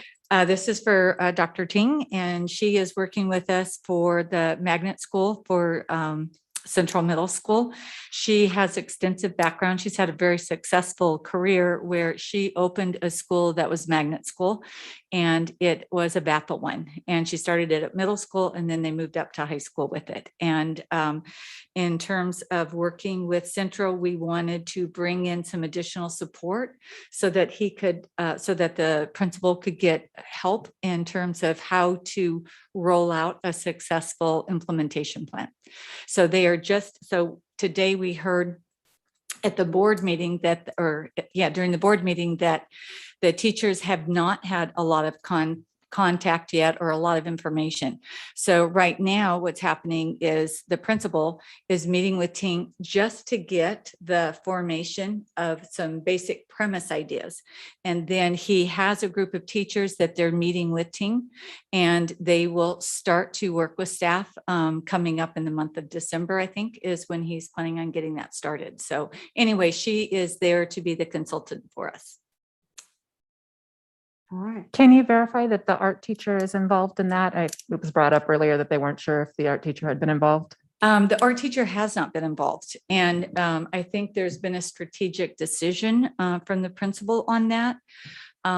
He is reaching out to get involvement from a VAPA person. I'm not sure that that one will be the one that will help give input and support. Aha. Any further questions on that chapter? Motion to, go ahead. Do you think it would be in the best interest of morale to disclose to the staff at this school that this is happening? Oh, absolutely. That the charter school is Absolutely, yeah, existing. Yes, And and it that is they will, moving forward. in a that they will be timely fashion. consulting with a private entity to assist. Absolutely. And I thought they did have awareness and discussion. So yeah, I'll be following up on that. Motion to approve? So moved. Second? All those in favor? Aye. Motion carries. I know, I was like, you awake over there? I just have questions. Yeah, is that, we just pass over it? It's 9 o'clock. I know. It might be a personal issue that we're I'll abstain. running up against, I think. I'm sorry, what? Curious about The bringing strategic in a purpose of, strategic reason for not. that might be a personnel issue. I don't want to. Can we discuss this in private in closed next, session. in closed Yeah. session next You know, month? Dr. Holton, could we possibly, is time of the essence on this, or can this come back again later? Time is of the essence for this consulting agreement, but I will get back to the board individually about this Situation. the situation.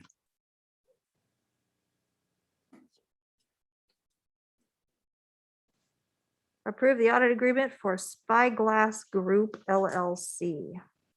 So Spyglass has worked for us before. This is a company that comes and looks at your phone and power bills and stuff. And if they find any savings and we implement them, they get paid half of the savings. for that year. So we've done this 2 or 3 times before. We did Spyglass in a different firm, and now Spyglass is back around again. So I thought, yeah, let's give them the whirl, give them a stack of phone bills and let them, sift through it and see if they can find anything. It's always helpful to have people look over your charges and things, because on your phone bills, with the number of phone bills that we have, copious phone bills, that they can go through and say, oh, look, there's a tax that you shouldn't be charged or something like that. So it doesn't cost us anything unless they save us money. So I look at it as, hey, it's a real good investment of time. So brought that to you again. How often is that done? This is the 3rd time I've done it since I've been here. So every 2 years. Every 2 years? Yeah. And only for the first year, they collect a Right. fee. Only on what we implement. So not necessarily what they find, what we implement. Okay. So it has to be, they could say, oh, well, if you switch to this, it would be cheaper. Only if we switch to that would they get their, you get paid half of the savings. So anyway, you look at it, it's a positive for us. Plus it has somebody looking over your phone bill, which is good.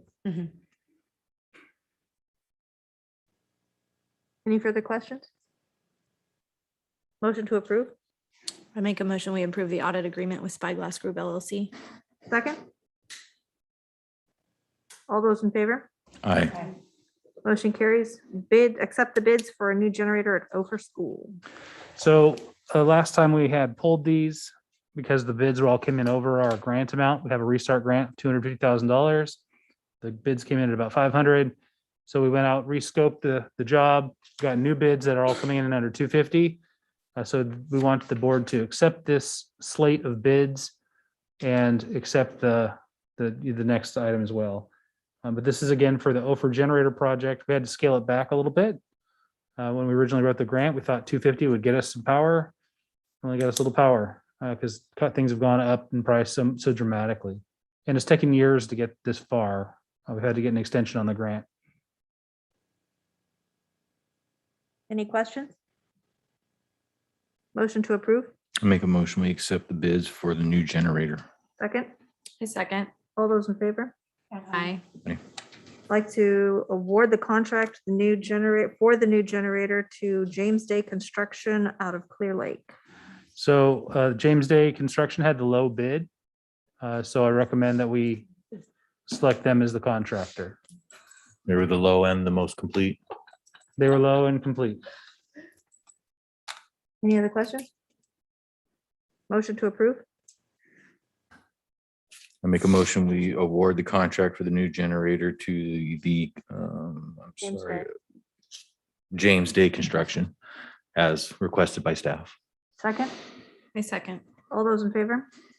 Aye. Review of the FIT report. So the FIT reports are done by the Butte County Office of Education, where they come and select some of our schools as part of the Williams settlement. And they do a survey to see if there are any major issues with our schools.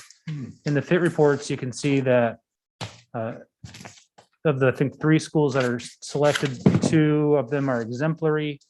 One of them is in good condition. There was some playground equipment, safety things they wanted dealt with. Everything on the list on any of the sites has already been dealt with. So just know that as they're going around pointing at stuff, our guys are right behind them. And then the next day they go and fix it all. So all of the issues that have been listed on the FIT reports have already been taken care of, except for one project at Stanford that's drying currently, but it has been dealt with. So overall, it was a good FIT report for us. It's always a good, you get an audit of your site and get to see what little things you need to fix. And we fixed those. So I feel like they show our sites are, according to the FIT report scale, in good condition. And that's basically a scale of, are you going to get hurt on our sites? Is there any major health concerns? It's not, do our sites look nice? There's nothing to do with that. It's just basic safety type of stuff. Any questions or concerns concerning the FIT report? Thank you, Andrew. This time we'd like to move on to consider the request to extend existing leave of absence for a certificated employee 1792. Madam President, this is the employee that we discussed earlier. So shall we, do we have any questions or concerns? So if we were to approve this, this creates a challenge for the district because this has been an extended leave, correct? That is correct. And as the board has heard, we have staffing issues throughout the district. So to deny this absence would be returning this employee back to the school site. That is correct. So this time I'd like to make a motion to deny the absence request for certificated employee 1792. So moved. Second, A second. all those in favor? Aye. Motion carries. This time I'd like to adjourn the meeting at 9:03 PM. Thank you so much, everyone. Good meeting. Not the longest I've ever had.